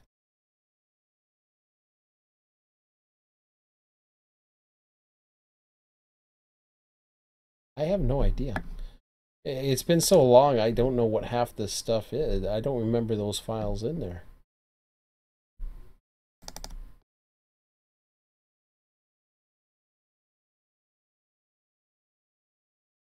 "2013."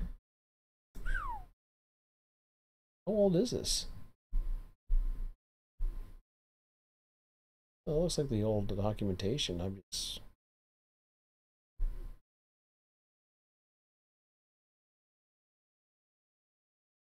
Probably matrix, the waybill sheet.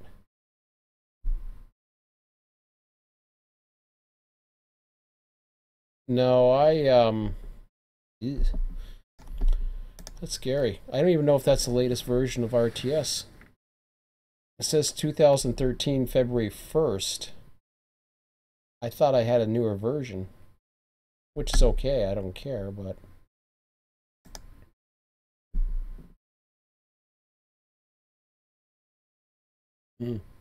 scary stuff. Okay, well that's cool. Let me go back into the code. Oh, I thought I had another just basic file open. Guess I don't. So that's the problem. I'm gonna need two versions open.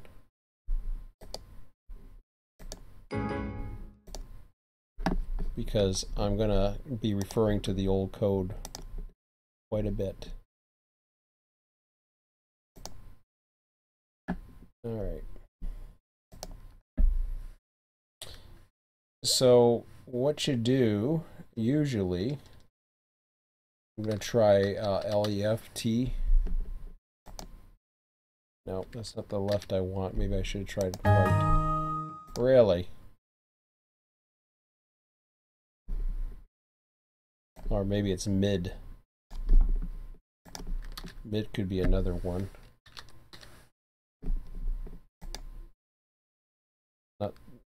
That's not what I want.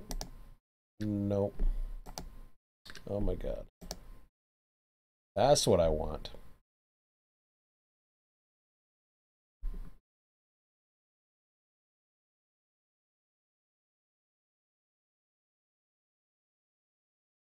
So what this particular mid dollar is,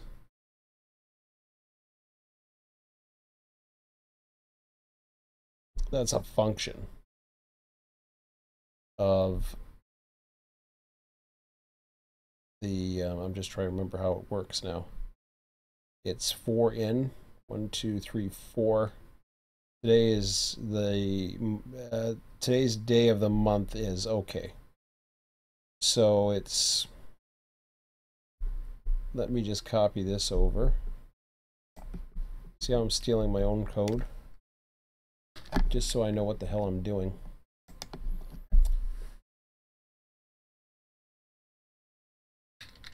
So again,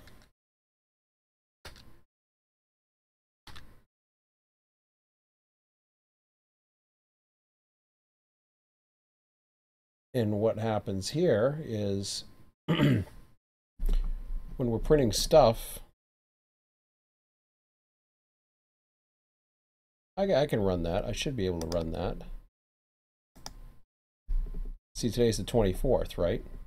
So it took the data out of that. Now, what I want to do is I want to take the 6th up to 4 of that. So mid dollar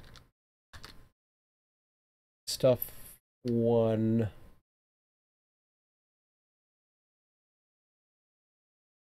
comma 6 comma 4, I think. See what I'm doing? So I'm taking apart that string and I'm basically finding what I need out of it. So now when I go to do it, watch this. This is more of a tutorial on programming. It's kind of strange, but we're going through the process. So this is the run command right here. There you go. See? Now there's data that I can use, and that's what I'm trying to get at, is to be able to do that. Now I can, the reason why I'm comparing two files in apples and oranges, it's not a big deal, but what it does is it allows me to, at the same time, it allows me to do the same commands, so that I can, you know, I can change the I can have it do the inputs, go through everything, print what I have to, then skip so many lines, repeat the process, you know. But we'll get to that very shortly here. 10:08, but see, now we're getting into real data. And what I mean by real data is this. When we're looking at the whole purpose of the survey is to take this file, find out what the maximums, when it changes, how long it is, and then you have to go in and you have to calculate where the trucks sit. Once you've calculated where the trucks sit, there's a lot of stuff in here that is irrelevant. Reverse direction is not one of them. But I only need one character out of there, and that is T for true, F for false. I don't need the rest of it. The weight's irrelevant. Destination tags are relevant. So what's going to happen is eventually it's all going to go into a comma delimited file. We're actually there. We will be able to parse it and create a comma delimited file. By the end of the night, we may have a survey program up and running that you can use, that anybody can use to survey and get the data they need to find out the block lengths. Now, unfortunately, the cool thing was he found out how to do it a lot easier way and was able to manipulate or basically load up something totally different that we no longer have access to. But in version 1, he found it, and he was able to have a batch program that was able to, you just typed in the track section number. I think it was a track section number or the block number. I think it was a block number. You actually entered a block number. And the block number would give you all the track sections, the lengths, the whole thing. It was really cool. But unfortunately, we can't do that anymore. So let me just put in the. So that's good. That's a good start. And you know, there's 10 lines of code right there, but it's a start. And that's the main thing. We're starting. As long as we're starting. Got any good clouds moving around here or what? Okay, that looks good. So hopefully I'll remember to unpause this or unmute this again, but I'm going to be back in a few minutes, and then we'll take it for the next 50 minutes, and I'm going to call it a night. But hopefully we'll get the surveyor done tonight, and that'll be a good first step, and that should explain more. Will get us going, and then we'll see how Tuesday goes, because I'll be with my son tomorrow. But anyways, I'll be back in a minute.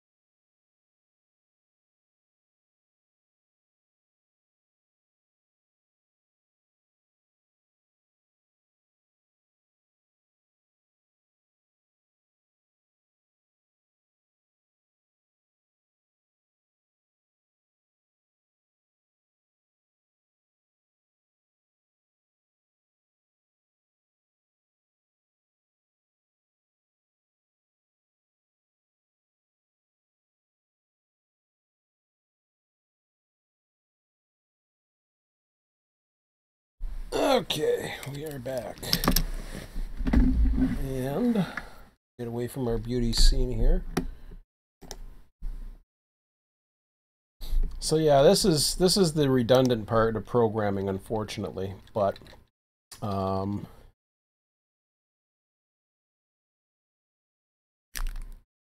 that's doing it as a string. There's a difference between a string and doing it as actual data. I'm not too worried about that just yet. For now, I just want to get the rhythm of the file in. Once the rhythm of the file is in, it will create a pattern. The XML can repeat for every car until it finds a certain condition. And I'll get to that in a moment. But that's the old file there. Let me get the other basic here that we're working on. Okay. So, oh, I should have looked at that actually.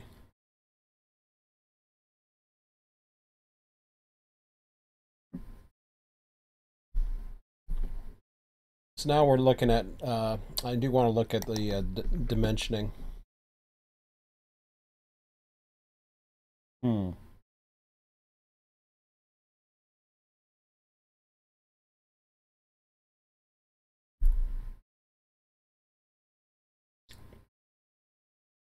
I didn't think I had to dimension it. Maybe I do.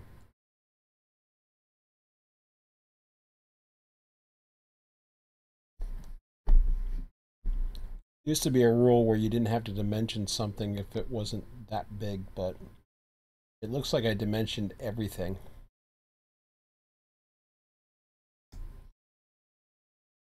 So I'll go ahead and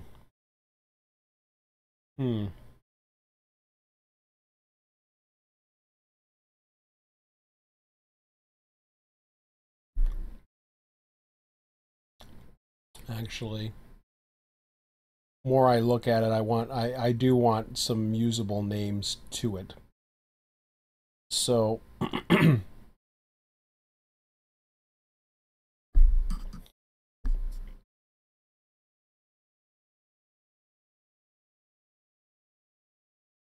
so let me go ahead and make some names that make sense. I'm not too worried about the 1 and 2. It's just basically because it's there's only 2 values. I'm not too worried about that. So what we're doing here now, and I can probably get away with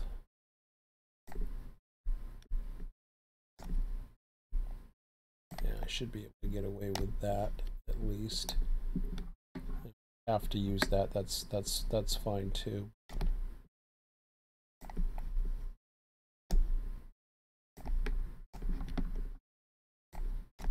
Ideally, I'd like to move it over if I can, which I think I can actually. Ah, crap. So what I want. Can I not move it over without having it lose off the side? That's what I want. There we go. All right. So we're not worried about the what do you call it?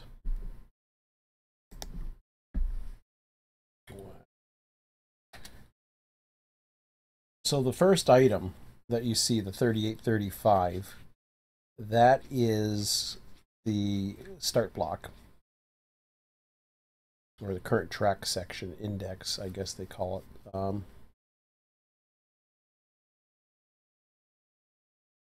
So it starts from 1 to 2. So section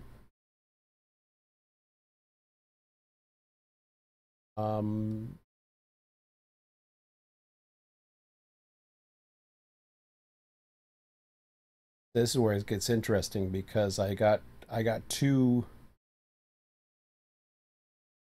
I'm going to call it dim section 1 dim section 1.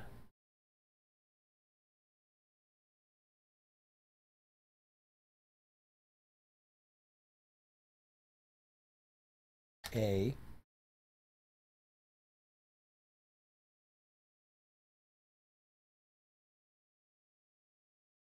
I'm gonna call it, I'll have a 300 on that. 300 is basically what I'm doing is I'm making room for how and actually I will, sorry, what that is I'm making room for 300 variables or 300 cars basically. So I'm gonna put so first survey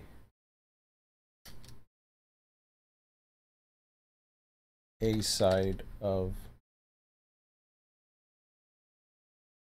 or a truck. How about truck A? First survey truck A. First survey truck A. Track section index.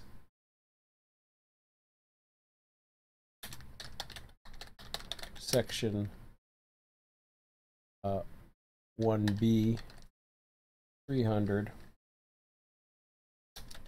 Yeah, forget, I'll put it beside it. I'm gonna tab it, but no sense of doing that. Again, that's first survey. Truck B, track section index. And then we keep on going on. So that's section 1A.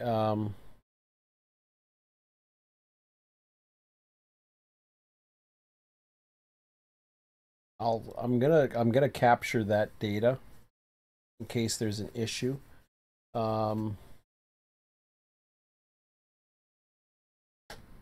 Start node 1, or shoot, forgot another one here. Section 2A 300. Second survey truck A track section index. Told you it wasn't going to be exciting. Warned you. Truck B track section index. Now section, no, not the section. Now we go with the start node index. So for that we want to call it, we can call it start node 1 300. First survey start node index.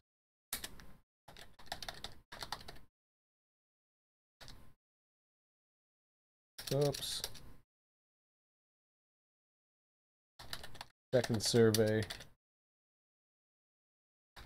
start node index.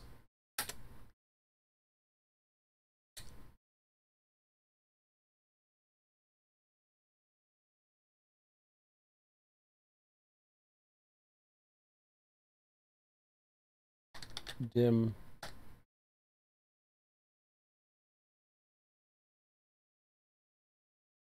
section truck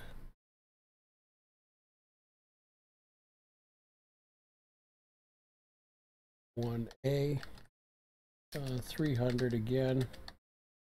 First survey truck A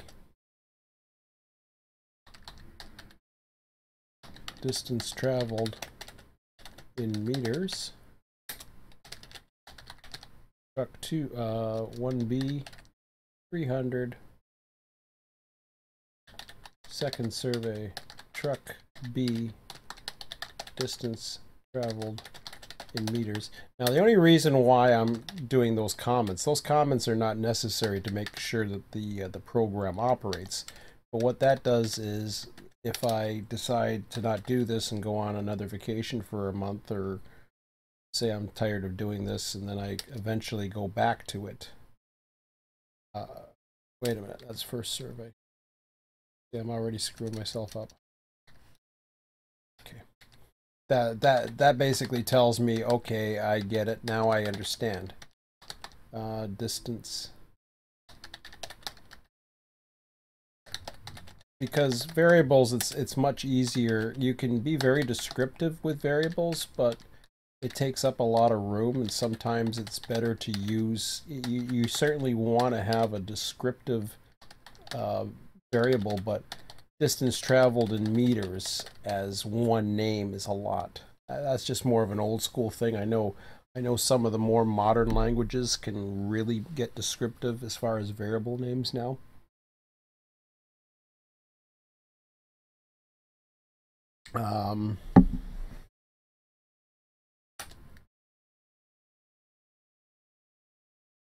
So far we're dealing with numbers. In this one,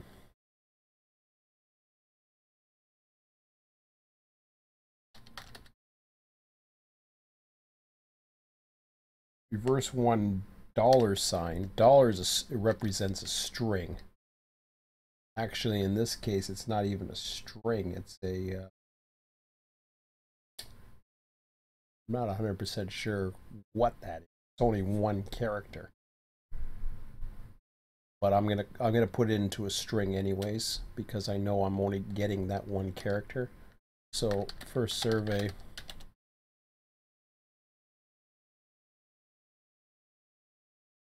reverse direction, reverse $2, 300.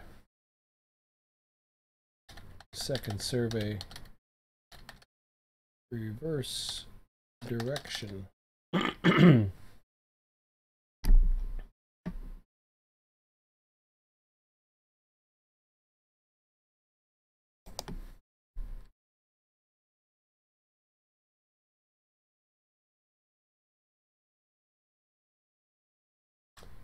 And that is all the data that we need for the survey.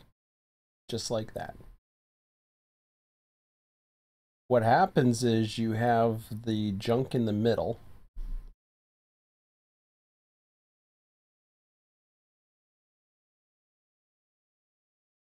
So you get all the junk in the middle. It goes through that. It inputs the stuff.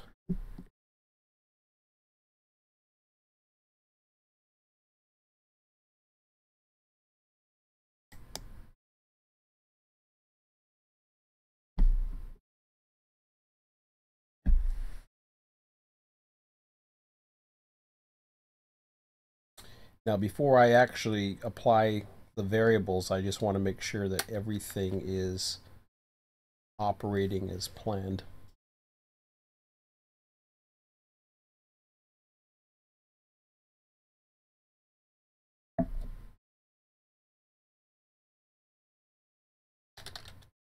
For x equals, not actually, you know something.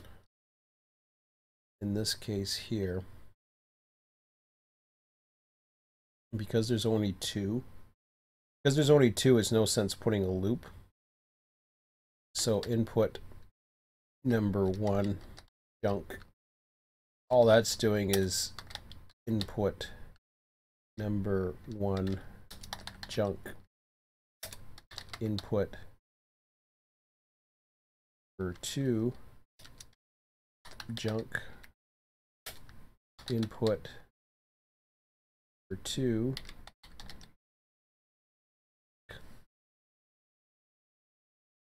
all that's doing is, for both files, it's skipping that that header between.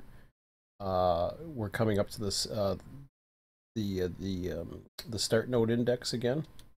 So now I go in here and I put print mid $. Again, I'm going to use the oh, sorry, I gotta do the input, then I'll do the prints. Input number one, comma, stuff $1. Input number two. Now right now it's not very well structured, but that will change. And stuff one is, this is a debugging just to make sure that I've done everything correctly.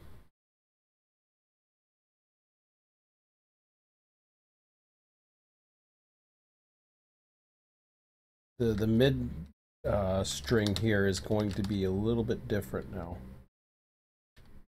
For this one, all I want is that one, and I'm putting it as a string only because I'm not worried about the variable just yet, but these aren't going to be strings. As you can see with the dimension statements up above, those aren't strings. The only string is going to be the reverse, but I'll get to that shortly. For now, I'm just putting it in the stuff, and still going to be 6 in, but this time I'm only capturing one character.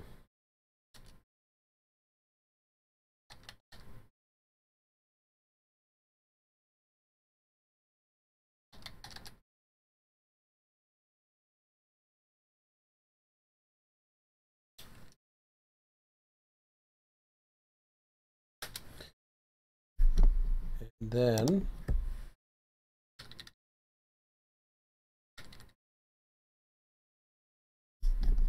it's going to repeat this, at least this port here. Actually, I'm going to just go ahead and copy this, put that there.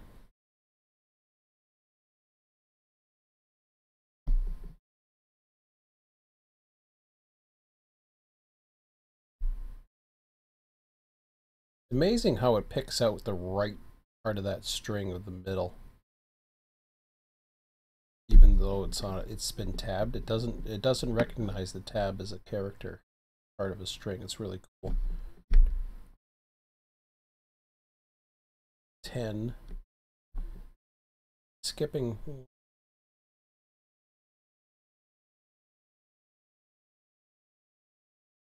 It did before? No, integers was 6. 1, 2, 3, 4, 6. I forgot to do this one.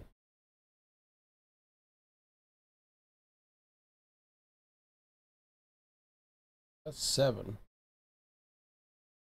Or no, it isn't. It's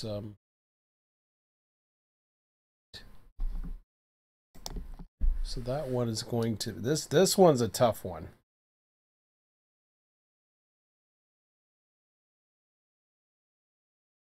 I forget how I do that.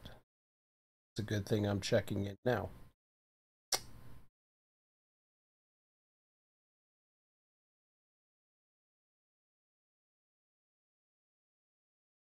I don't know. Like, it really goes into some of the most finest decimal points. I'd be curious to try and see how many I can round it to safely. I've always used as many as I can, but to be quite honest, I'm a little tired of doing it.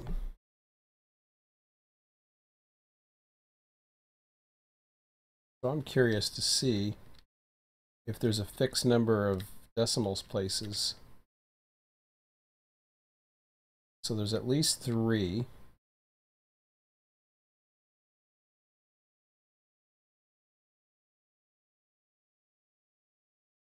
Yeah, see, now you get into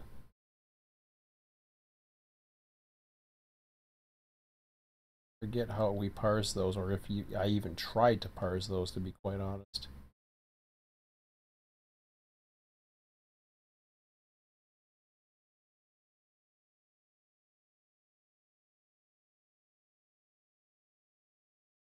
Just looking to see.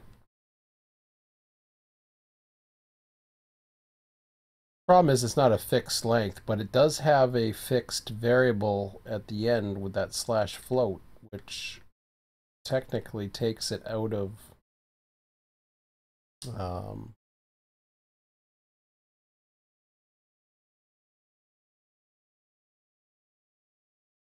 then again, I'm not too sure. I could even possibly use right dollar here, but I'm not too sure what this would do in the string itself. Never tried that.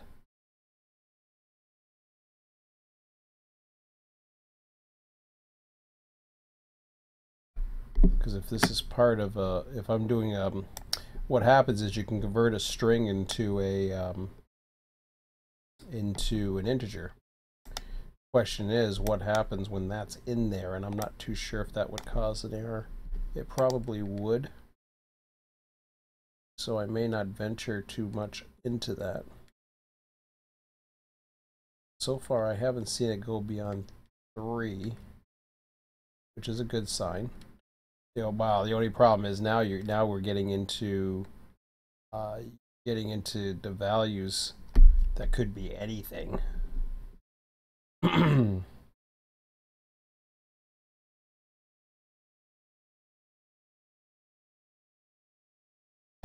me just check something here.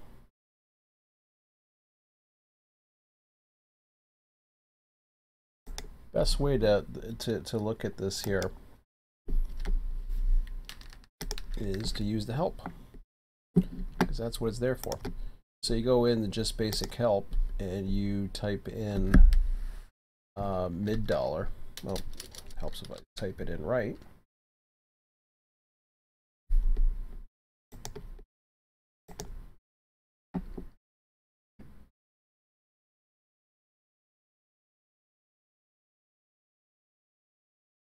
Oh, I don't see $.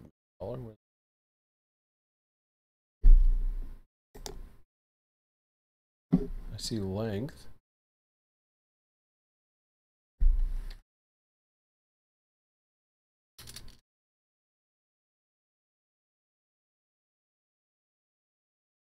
That's not $. Oh, it must be in this document. That's why.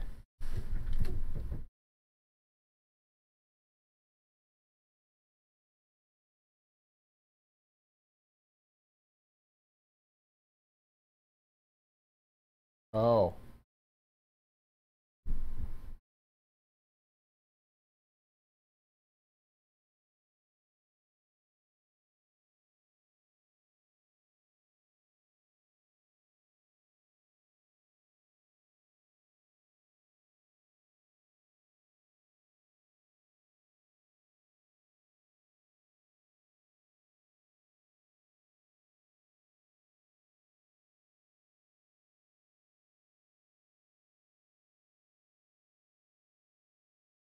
Function permits the extraction of a sequence of characters from strings starting at index. Number is optional. If number is not specified, then all the characters from index to the end of the string are returned.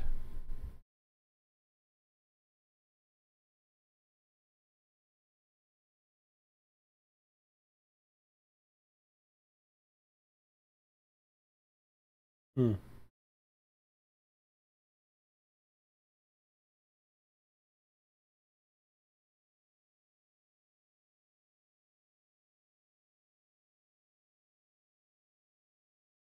It's interesting.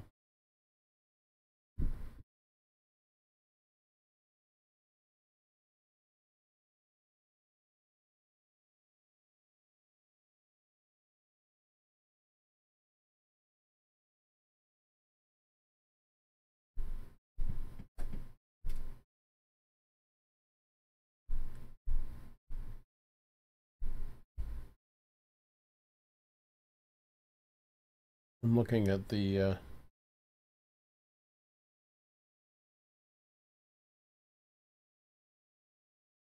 brown fox. Oh, interesting. The length of the string is how I may have to do it.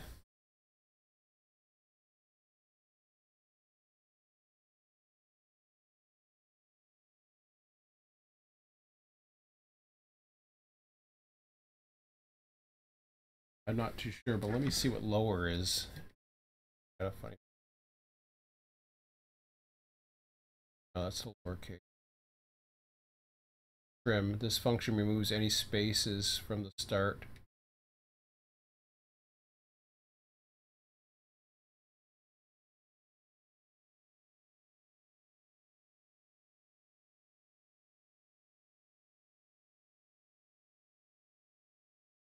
Okay. Length is the interesting one here.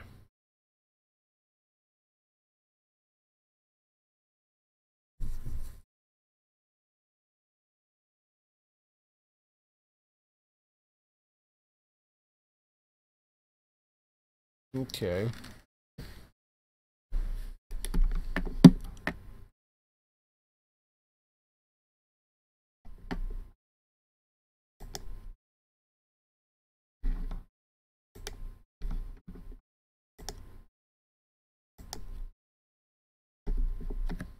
I'm going to take a look at length now.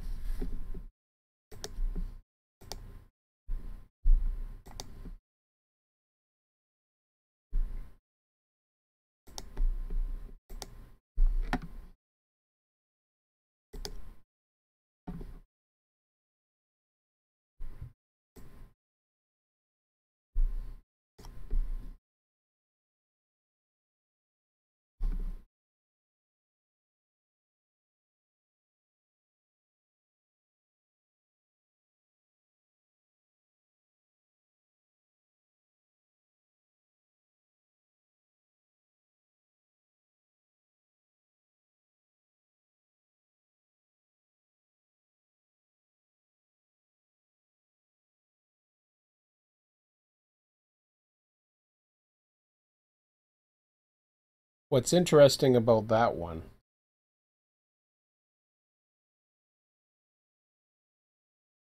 is I can specify a length and then manipulate the end of that string by the length. So it's a little bit, it's not as easy, put it that way, but I can do it. Like I said, it's not going to be easy, but I can do it. So let's see if I can do it, first of all. So this is the issue here is you get into, oh yeah, we're right up here, top here. So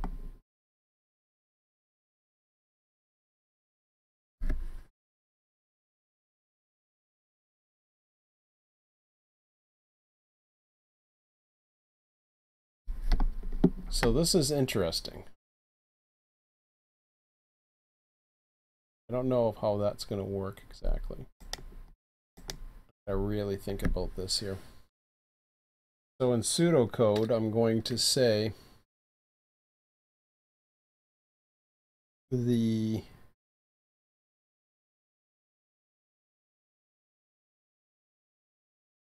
size of capture is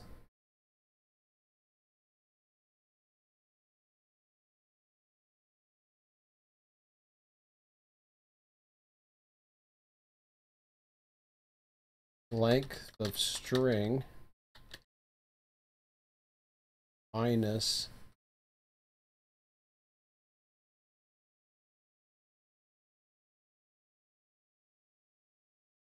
$15.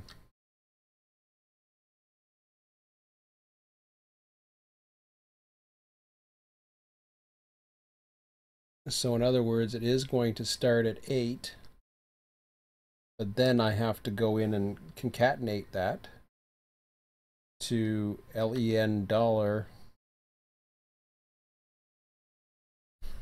and I'm going to have to take a look at the command again, unless I still have it. Good.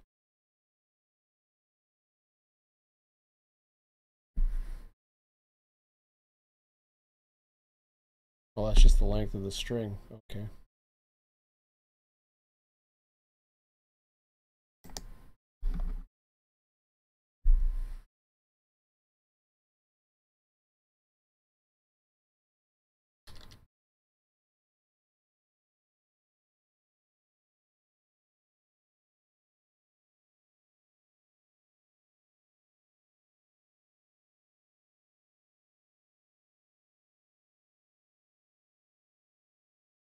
So that's the crazy stuff you can do with programming. 2 is 15. 15.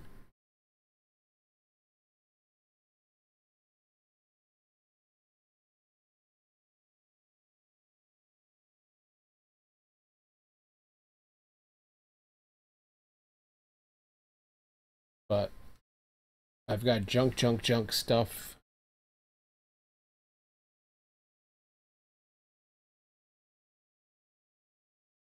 Well, so far I'm just putting it as stuff, so that's okay.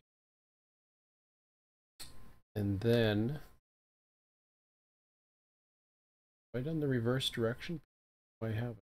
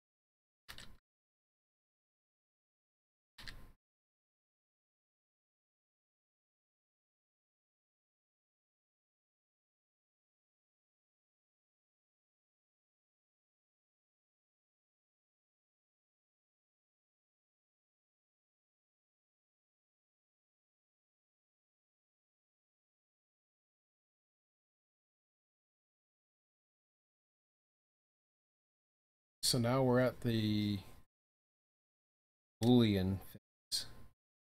It's for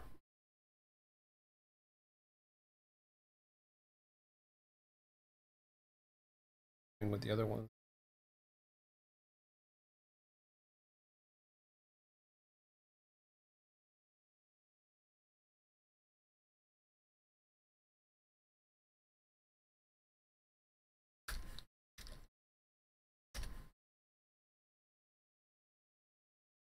Okay.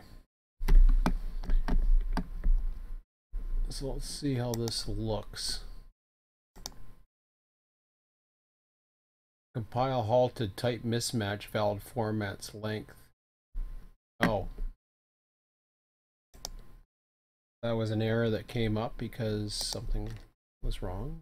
Didn't like it, so we'll try it again.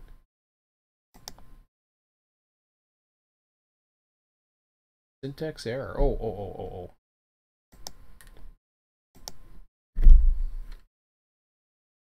Gotta do a double quotation. I gotta close off two brackets because there's a length of that at the end of the thing. It's a concatenated statement. I think that should work. Ah, come on. It's $, comma 8, comma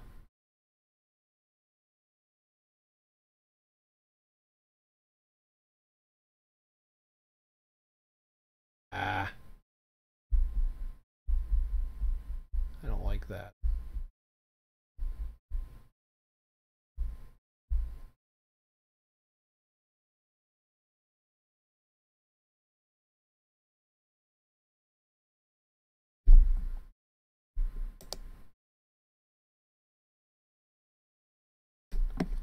Length in the strings and brackets.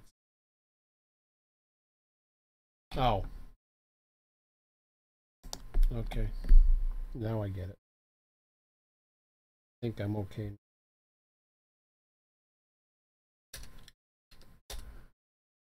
I think. Try that. That didn't work.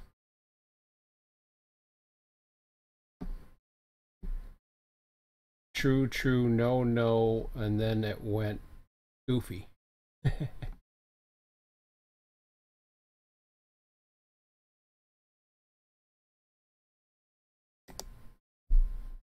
So let's see where it snagged up.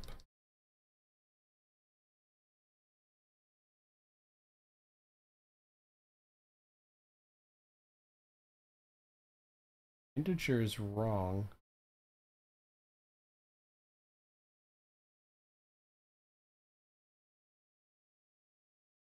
Oh, I see. I forgot to skip. I put the junk in there already.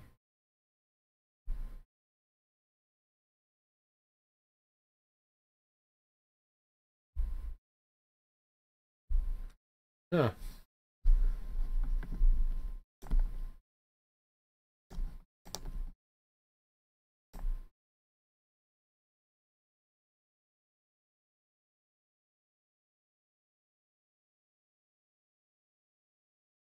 I skipped 18 lines. I was able to get the first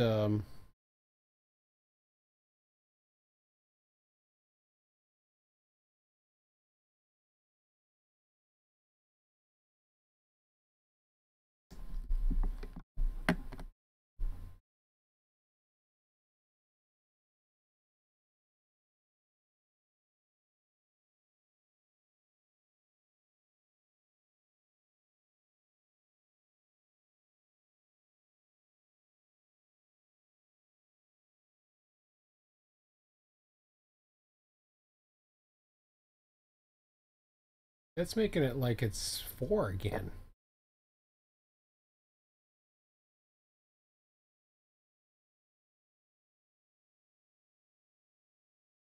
I'm I'm totally confused on that one.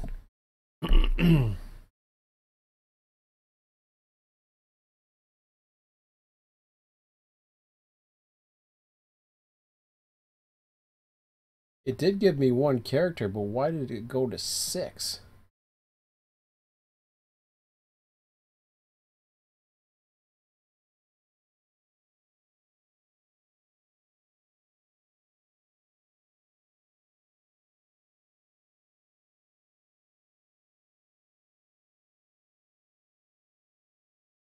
Or was there something, or are these spaces actually part of it and I'm not paying attention?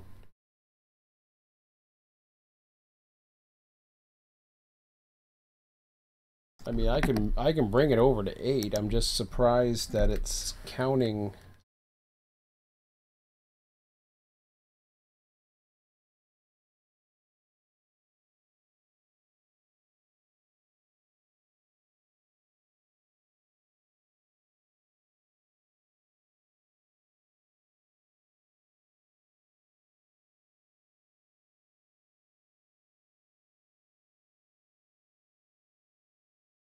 Let's see how that one works a little bit better.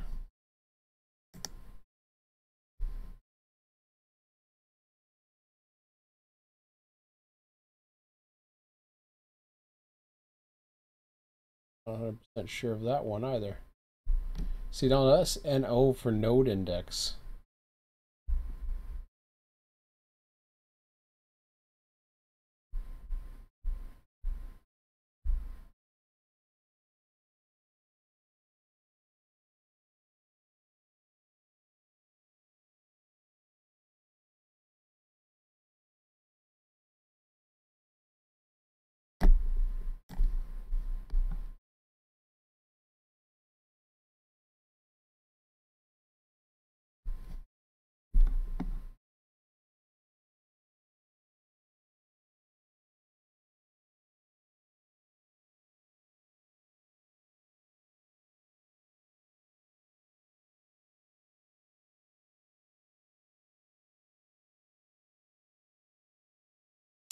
Oh, you idiot.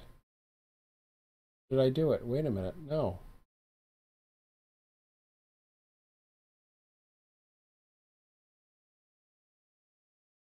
I did junk twice.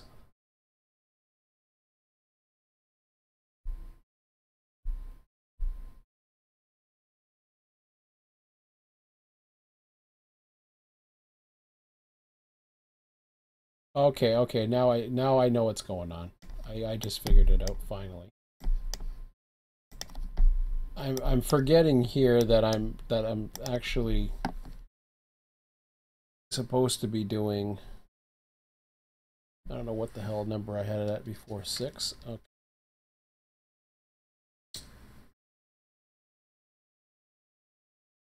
So I think I got the junk part right.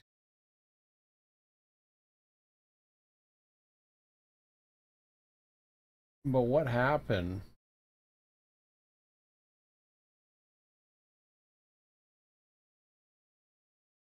is I've been switching in between files. So in reality, what I need to do is go back to 1.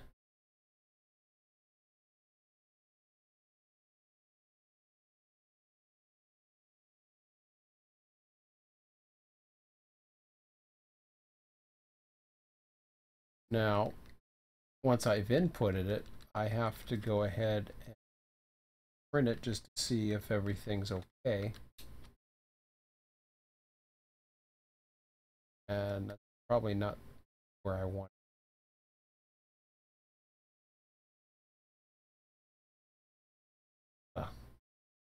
Where lack of sleep. That's 10:54. I'm close. Let me just. I know where it's at. What's happening is I'm dealing with too many things at once here. I got two files that I'm trying to parse at the same time, which complicates matters. I know what's going on. So what I do here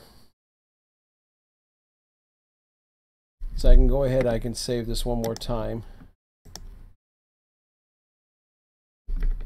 And then what I do down here is I put a comment for the end of the night, which, wow, it's already 10:54, so I'm not going to worry about it. I'm going to get a good night's sleep. So the comment here basically is I need to capture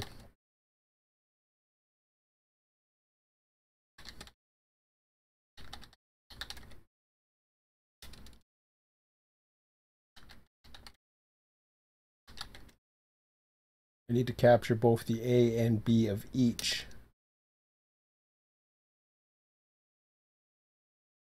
Which I'm not doing right now. Skipping as if it as skipping as if I'm only doing 1. So yeah, this is how boring programming gets, and the reason why I'm doing the whole print thing right now is to make sure I have my spacing right.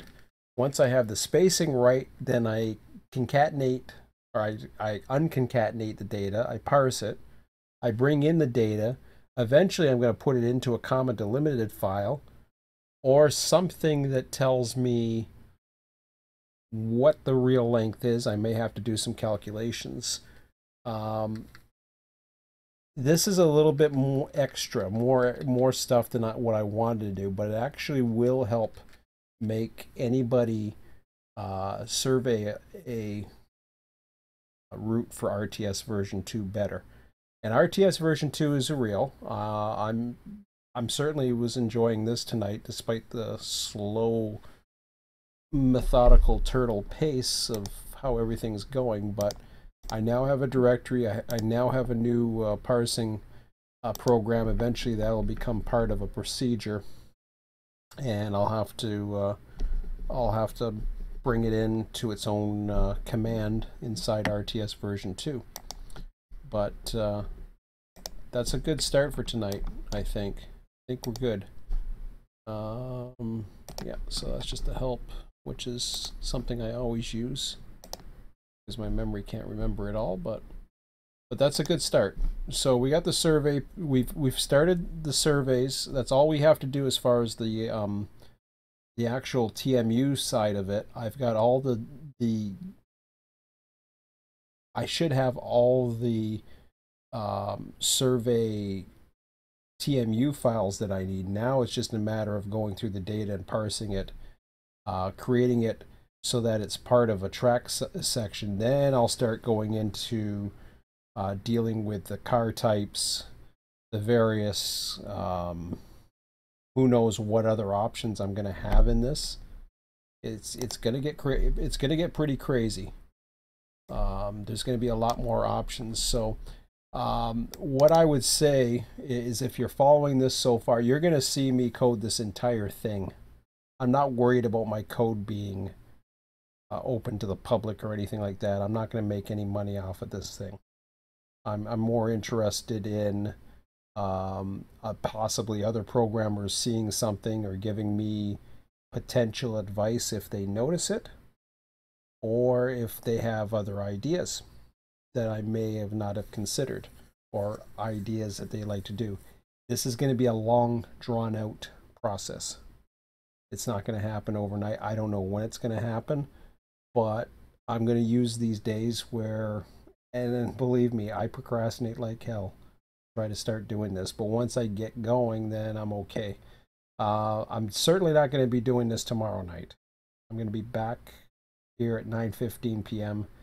I may find a server to pop on tomorrow night and just have some fun. So, but yeah, I'll go in. It's 11 o'clock right now.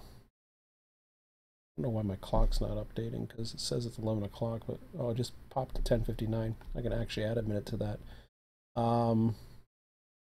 But I'm just going to go on some of the forums right now just before I go to bed and then call it the night. But that should be good. The basic program is the old one, so that's good.